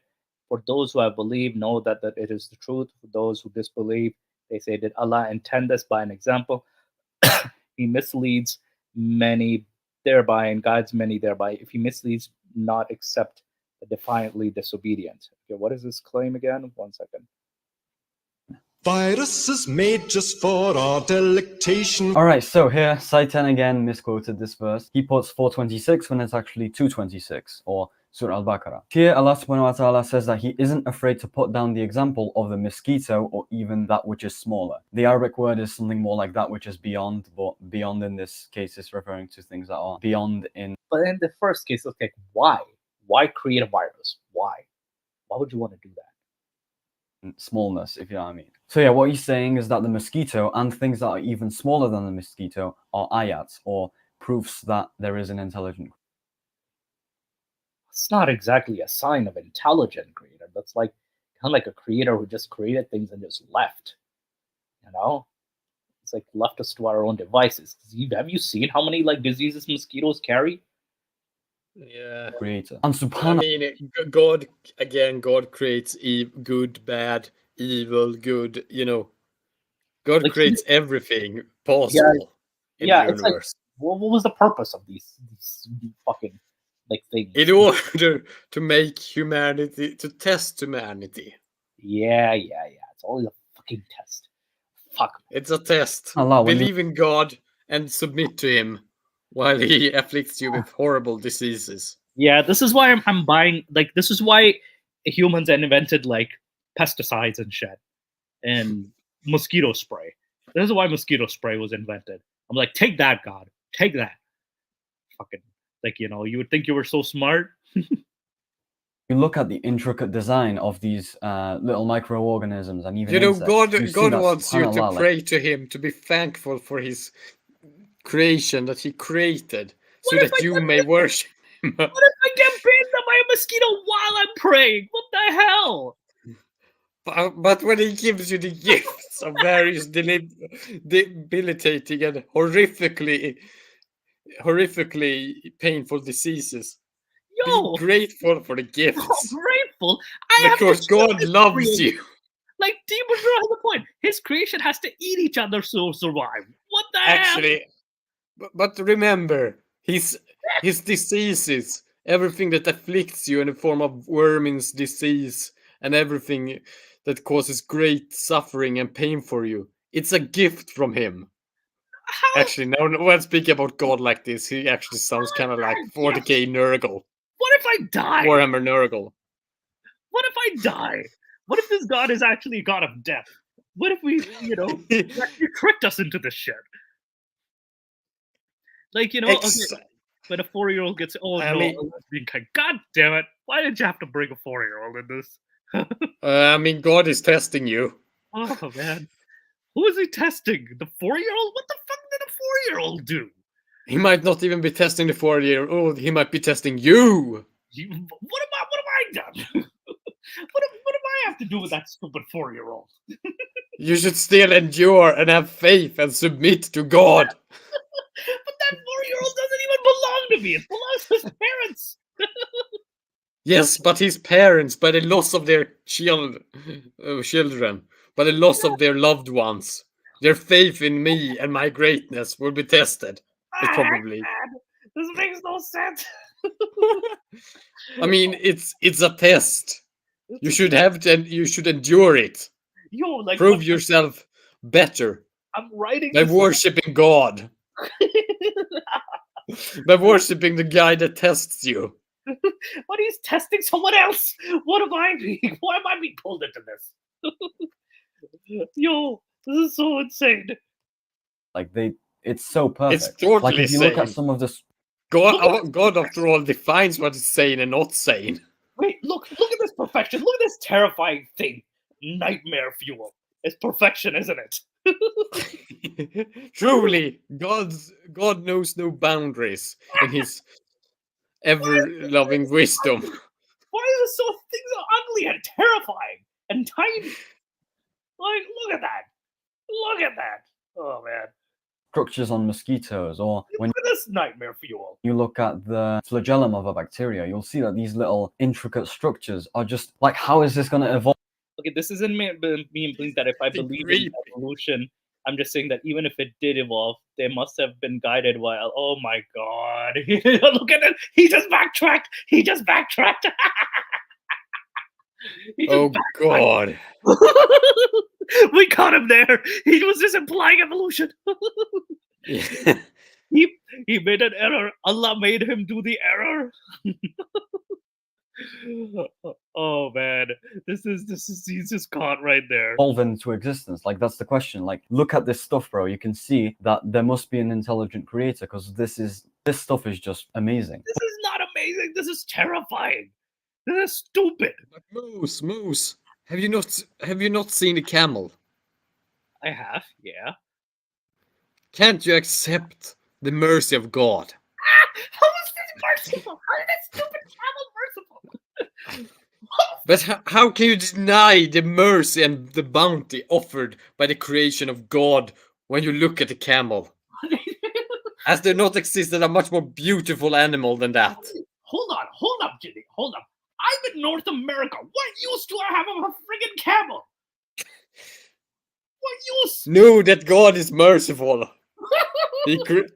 He might create these trials for you, these diseases, these afflictions that cause suffering. But he also created a camel for you. Yeah, it's like by their logic, if you look at cancer test, you shouldn't get medical treatment. You should just get better. God damn it, doctor, trying to take your own lovely test. Actually, there are traditions within Islam and the same within Christianity that actually think that medical aid is bad. Oh no! I remember. And that you should actually bear God's punishment. Yeah. There's something against by that group, Jehovah's Witnesses. They're against blood transfusion. And yeah, but that has actually more to do with their interpretation about consuming blood. But there have existed traditions, especially in Christianity, less so in Islam, but certain traditions in Islam have done this as well, where they actually say that treating, diseases or ailments by various treatments is going against the will of God, because you're diseased because God has decided to punish you, to test you. Yeah, the others. And also, like, faith healing exists for a reason, too.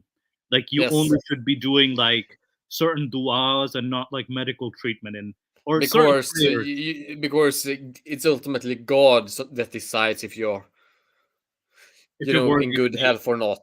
Yeah, that there's traditions like that. Like holy shit, that exists too. So that's that creates another problem, another host of problems. But I guess you could say that this is purely subjective. However, I will say that if you look at Saiten's lyric, you'll see that it has absolutely nothing to do with viruses giving Allah pleasure or about anything being delectable to Allah. This is a I mean, he could derive pleasure out of it because remember he had a bet on with Shaitan or Satan about afflicting not Jacob, fuck, what's his name? Ayub or Job. So that was a bet basically that he afflicted with him, and he's like, "Yeah, I'm gonna test you, see how loyal he is." And they had a weird, like, it felt like they were having a laugh about it. complete misinterpretation. What the verse is saying is that Allah subhanahu wa ta'ala is not afraid to show us the example of the mosquito. Imagine Yeah. if God was actually real.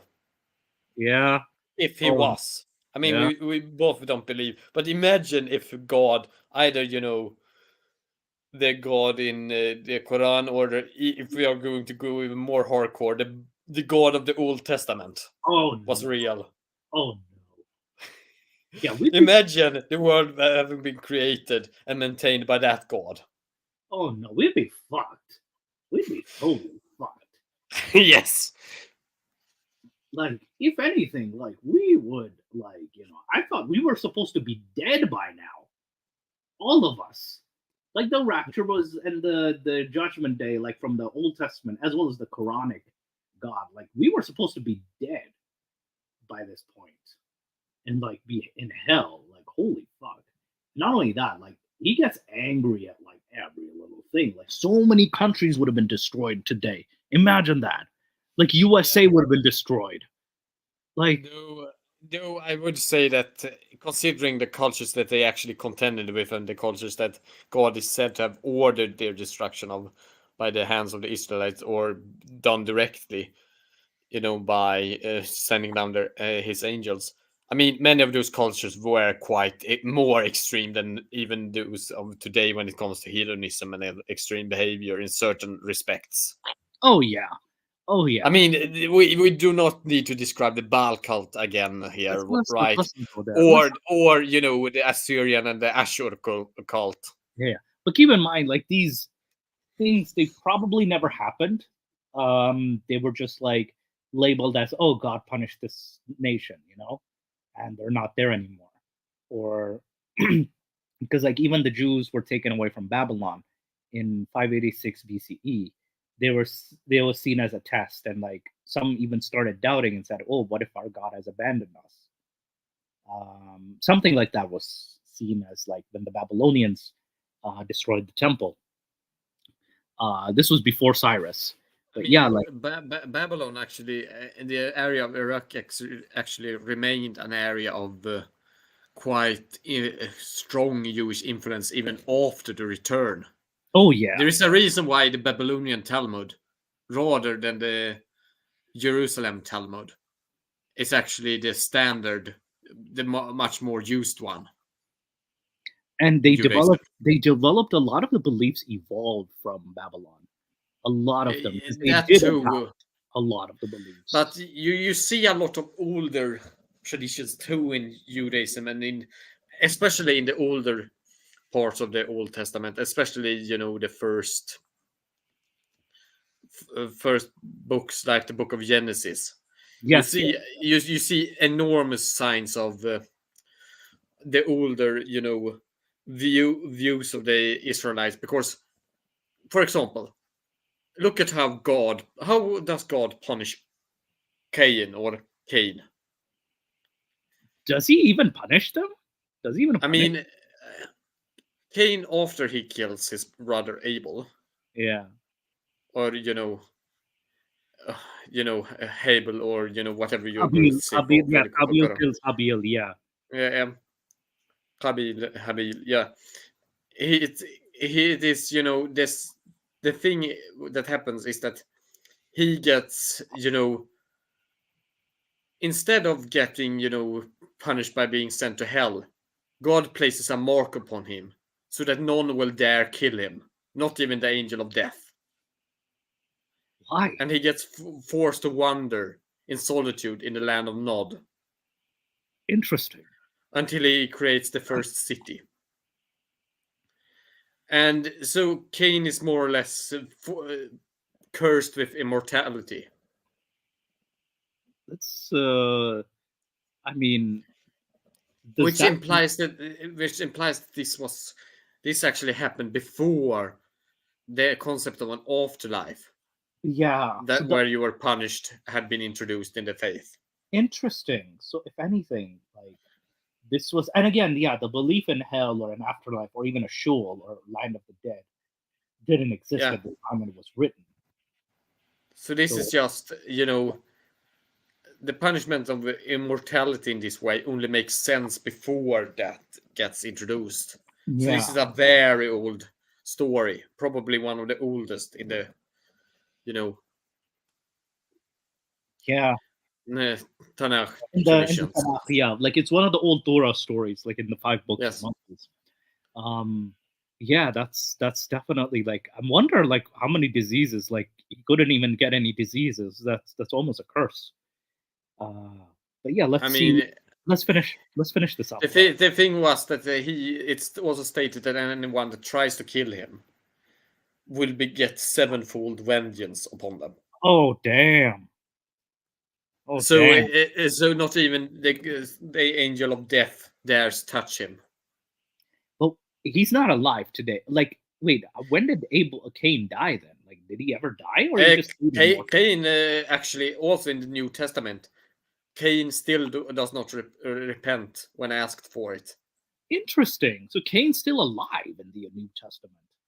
The first murder is still around, yes, according to biblical traditions. He's not dead. Wait, so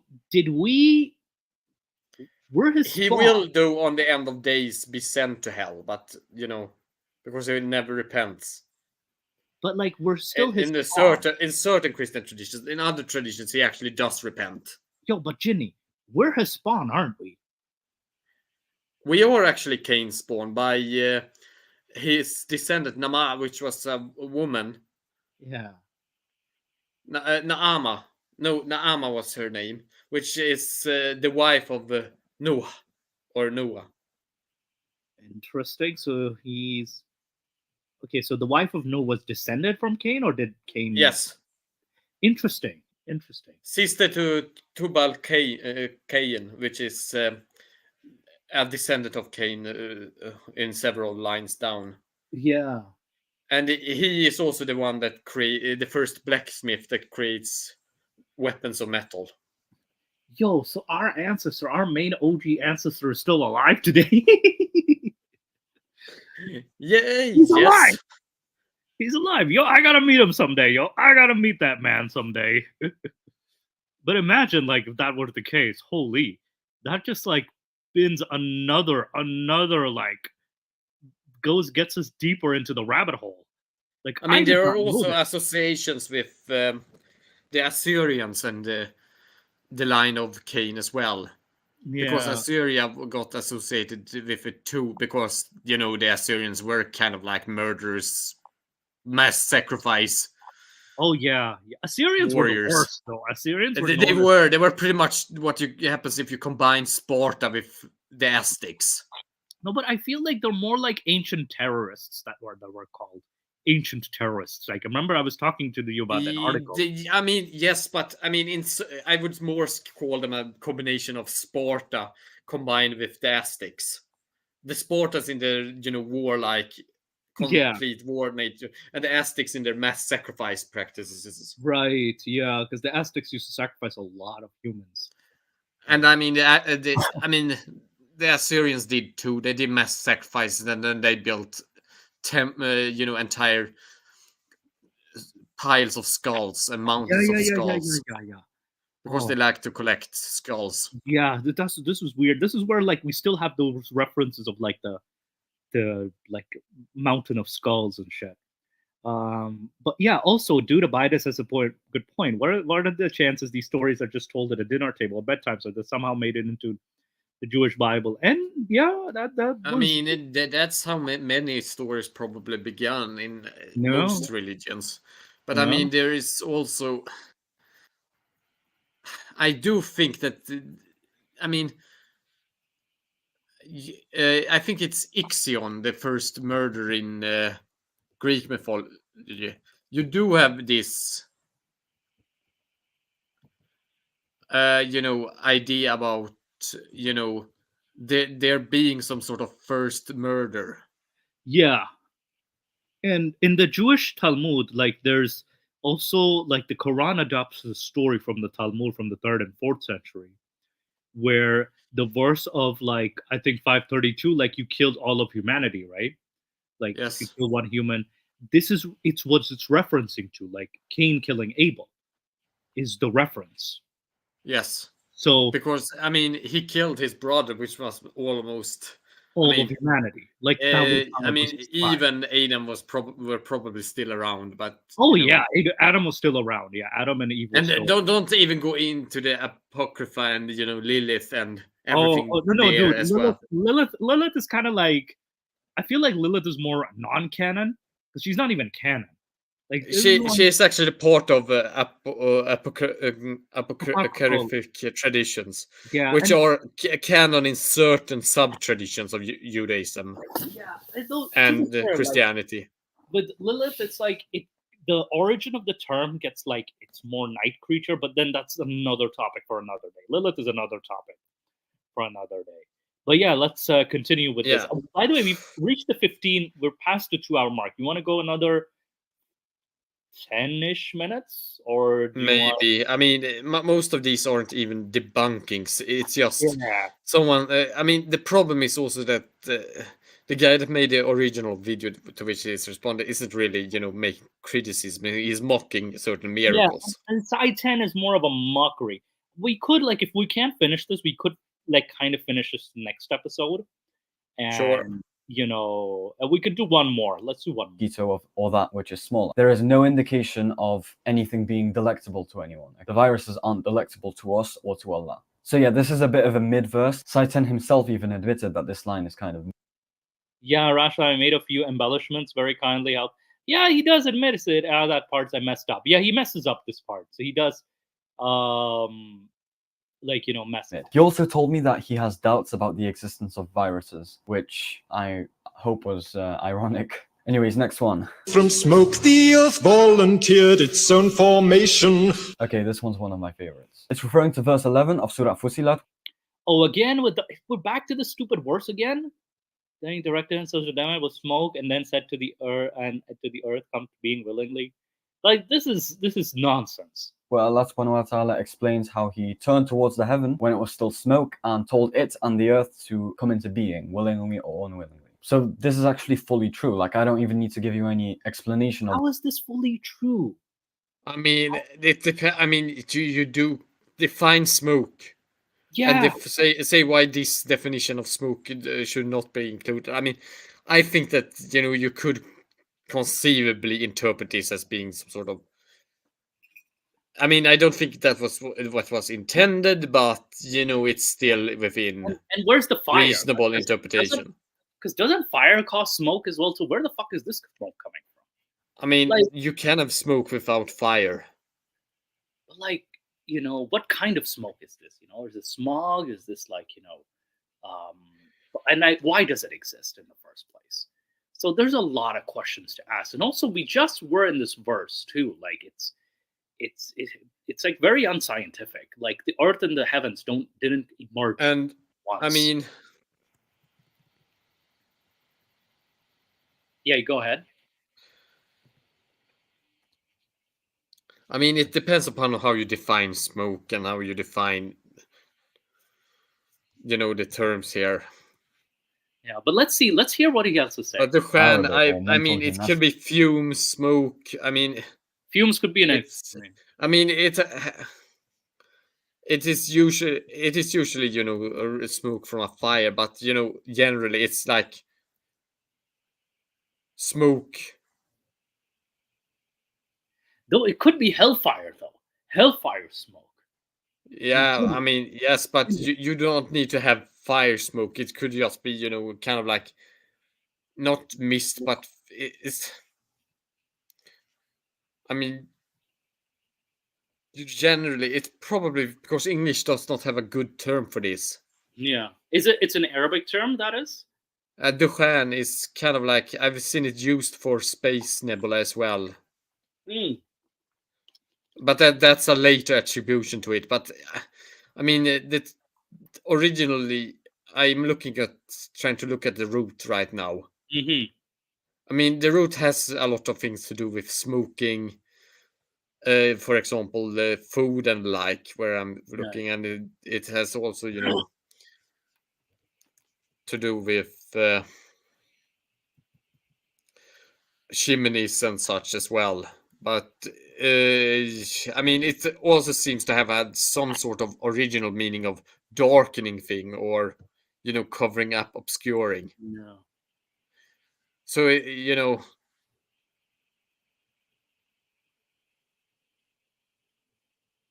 Are you looking at the root right now? yeah, I mean, generally, I think that this was originally meant as real fiery smoke, but I would say that you could probably get away with an interpretation that is, space dust or something, or space materia. Even if I would be kind of like, yeah. Yeah, this is kind of like we're stretching it. We are stretching it, but Like we can this- allow a little bit of charitable interpretation here. Objectively true, right? The Earth was made from smoke. In fact, according to National Geographic, and I quote, billions of years ago, Earth, along with the rest of our solar system, was entirely unrecognizable, existing as only an enormous cloud of dust and gas. That's Eventually, not smoke, though. That's dust and gas, which is a mysterious occurrence. Oh, I mean, that was what I meant with Dukhan might be dust cloud as well. Yeah, but even then, like, it's talking about the Earth and the heavens, so it's not just Earth. a mysterious occurrence, one that even the world's foremost scientists have yet been unable to determine, created a disturbance Oh yes, let's conveniently insert a line to this. Convenient. in that cloud dust, setting forth a string of events that would lead to the formation of life as we know it. This is the scientific consensus that is present among all the people who study possible theories for the formation of the Earth. First, the Earth and the entire solar system was smoke, and then it became planets. I mean, it's probably that English does not have have separate word for dust cloud and smoke. Yeah, and also Because yeah, go ahead. I'm thinking about how to explain, for example. I mean, we do have rökmoln, which is like dust cloud, and it comes from rök, which is smoke. So it's kind of like, so they aren't that separate. Yeah, and also in point, a dust cloud is not smoke, and the Earth was not formed from smoke. It's really that simple. I mean, it really isn't when the terms actually can mean both smoke, dust cloud and smoke. Yeah, but the thing is, it's a very like it's not a very good explanation, because when we came to that, like, it's also the heaven and the earth forming from the same. It's forming from the same time. Like now, okay, Drastic says it is the phenomenon of dust clouds in space is entirely different to smoke. Yeah, but like I think Jenny's talking about the Arabic. That is. I'm talking about the language that isn't that precise sometimes, or rather, I think it is precise here in what it intends, but it could be argued to include other things, right? Because it's literally it uses the form fu'al, which has to do with things that are fragments or smaller things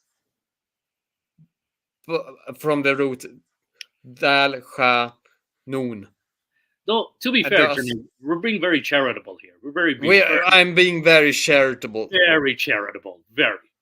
Like, yeah, because it's like. Yeah, and- but I also said that I wanted to be a little bit charitable because it's kind of like in English you separate dust cloud and smoke. Yeah. At the same time, like, like you said, like, it's not even bother, like, if it's poetic language. If you want to say poetic language, then it's like, okay, it's not exactly, you're not exactly debunking if the guy's defending himself, like the what do you call it, like the earth was not formed from smoke, and also like the verse talks about the earth and the heaven being coming at the same time, or heavens, that the seven Yeah, heavens. but think if you were to do a translation where you replaced smoke with dust cloud. Only it and then like Dust clouds in plural to make it more, because it's Yeah, but keep in general mind- here. But keep in mind, though, it's the verse itself, 41:11, talks about the earth forming. Let me just see the verse again. 1 second. Like it's coming at the same time. 41:11, sort of. Then we turn into heaven, and it was smoke. So earth was created. Like I said to the earth, and it was smoke. The heaven was smoke, and it said to earth, "Come willingly or unwillingly." When he came obediently. Then it said, then he set up the 7 heavens in 2 days, and each heaven in its ordinance, and the lowest heaven with lamps. So yeah, the more we kind of go into this, the more ridiculous it gets, because he forms earth in 4 days first, and then he turned to heaven and it was smoke, and said it and to the earth, "Come willingly or unwillingly." So they're both being formed at the same time, like after the earth is created. So the very process is very not the opposite of astronomy. Let's just say that it's the opposite. Like, this is not accurate. I mean, I would say that the rest of it is, bad, but I'm trying to be very charitable here because you need someone that acts as, the advocate for Islam here. Kind of like the devil's advocate. I know. But yeah, let's see what he says. I want to see his full explanation. And the sun. Now, you can still go on and criticize the fact that the heavens and the earth willingly came into being, because according to atheistic knowledge, like, inanimate objects can't make choices, right? But this is a purely metaphysical claim, which is not I hate when they say it's not metaphysical nonsense. falsifiable or able to be proved or disproved with empirical science. It's just a belief we have. As Muslims, we believe that every single thing that Allah subhanahu wa ta'ala has created is worshipping him. And this This made my brain go like, this is not a good explanation. This is not good debunking, yo. This is not good. includes inanimate objects. And by the way, worshipping doesn't mean actively praying and reciting What the fuck does it mean then if it's not actively praying? dhikr. Sure, it might somehow be supernaturally doing that, but we're actually saying that worshipping means just obeying Allah and not disobeying him. Oh my goodness. I mean, technically, he isn't wrong from an orthopractical standpoint. Still, like, when you're like, you have It's just that we usually, see worship as being prayer and such, but worship takes many forms. But here's the thing, though. You have like verses such as the sun bows to Allah before it comes out. That's when you start losing me. That's when it got silly. Like, that's where it's like, yeah, it's doing the act of worship. Like, when you have verses like the sun comes out, it bows to Allah, obeys Allah, and stuff like that. Like, and it's a very geocentric view. Like, the sun doesn't move. It's the earth that's like rotating on its axis that's causing night and day. So it's just very like, sort of like old, like primitive kind of thinking. That's like he's making excuses for. Him basically doing what he wants us to do and doing what pleases him. So it could be that by everything worshipping Allah, it means that everything is simply just following the natural laws of nature and physics that Allah has I mean, I could give him that. I'll give him that. prescribed. So this verse could just be referring to the fact that the earth and the heavens came into being without Allah subhanahu wa ta'ala having. Okay, now he makes one sign of a common belief among scientists that a distant star collapsed, creating a supernova explosion which erupted disrupted the sun and caused it to pull together. This formed a spinning disk of gas and dust known as solar nebula. The faster the cloud spun, the more gas became, the further fueling. Hydrogen protons began fusing helium and releasing this led to the formation of the star that is the center of our solar sun roughly 4.6 billion years ago. But, again, big but, the Earth wasn't formed then. The Earth was formed much later. Much, much, much later. Having to force it to. In other words, the heavens and the earth came into being from smoke without having to be prompted or without having to be forced. It just happened according to the normal laws of physics. But, like, why would God say, come both willingly or unwillingly? Why would he say that? That's just stupid.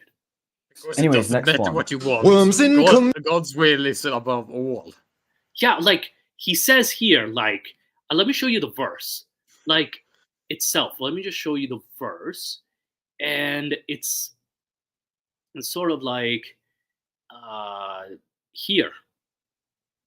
So he turned to the heaven, it was smoke, and said to them, come willingly or unwillingly. They say we came obediently. Like, why? Why? This is some like sadomasochist Dom saying. And it's like, this is so weird. This shit is weird. By the way, we've entered the 2-hour 30-minute mark. I think we should end it here if you want. We can cover the rest in, we've done how many of these criticisms? 12, 13 of these. Yeah, we're at number 13. We can do that next episode whenever we're on air. And hopefully either myself or Nick is going to be there. And we can cover the rest. I won't be there because on the 23rd I will be out of town. But thank you guys so much. I'll ask Nick to cover for me. If not, we can do the following week. That's not an issue. That's completely not an issue. But I apologize for the inconsistencies of the shows. Again, life has caught up onto us. But yeah, I know we might go a little early because of daylight savings and, so it's going to be 4 p.m. our time, but what time is it in the UK? What is the UK time? UK time now is Greenwich Mean Time. It's 10:32. So we are now 4 hours behind. So that would be oh yeah, and maybe Culture Ginny, you can host too. You can actually host this as well if you want. So, if you ever want to. So definitely we can do this the next episode, we can cover the rest. And by the way, Ginny, thank you so much for being the devil's advocate. And again, we tried to be fair, we tried to be charitable, and we did see some ridiculousness at the end. Especially with how God works in mysterious ways, as proposed by Ginny. Yeah. Yeah. So any closing statements, Ginny, before we sign off? Yep. Mythology is kind of rad to talk about. It is. It's actually pretty cool, be it the older Judeo-Christian or the Islamic versions of it. Just because, it's mythology or it's considered important as being real by others, doesn't mean that you should also accept it as being real too, without further evidence for it. Oh yeah. I think it just becomes a problem when it's this is believed real. This shit is real, believed by people, and it just gets silly. But discussing it is interesting though. If you just discuss it as mythology itself only, that's where it's very interesting as a subject matter. I mean, Burak is actually quite cool. The what? The Burak? Yes. Well, let's discuss. We can discuss Burak in a future episode too. We could discuss the heavenly journey as well too, and yeah. Oh, definitely, that's a great show idea. But anyway, thank you so much, Culture Ginny. Thank you, everybody, and we'll see you all next time. See you on Discord, our viewers. See ya.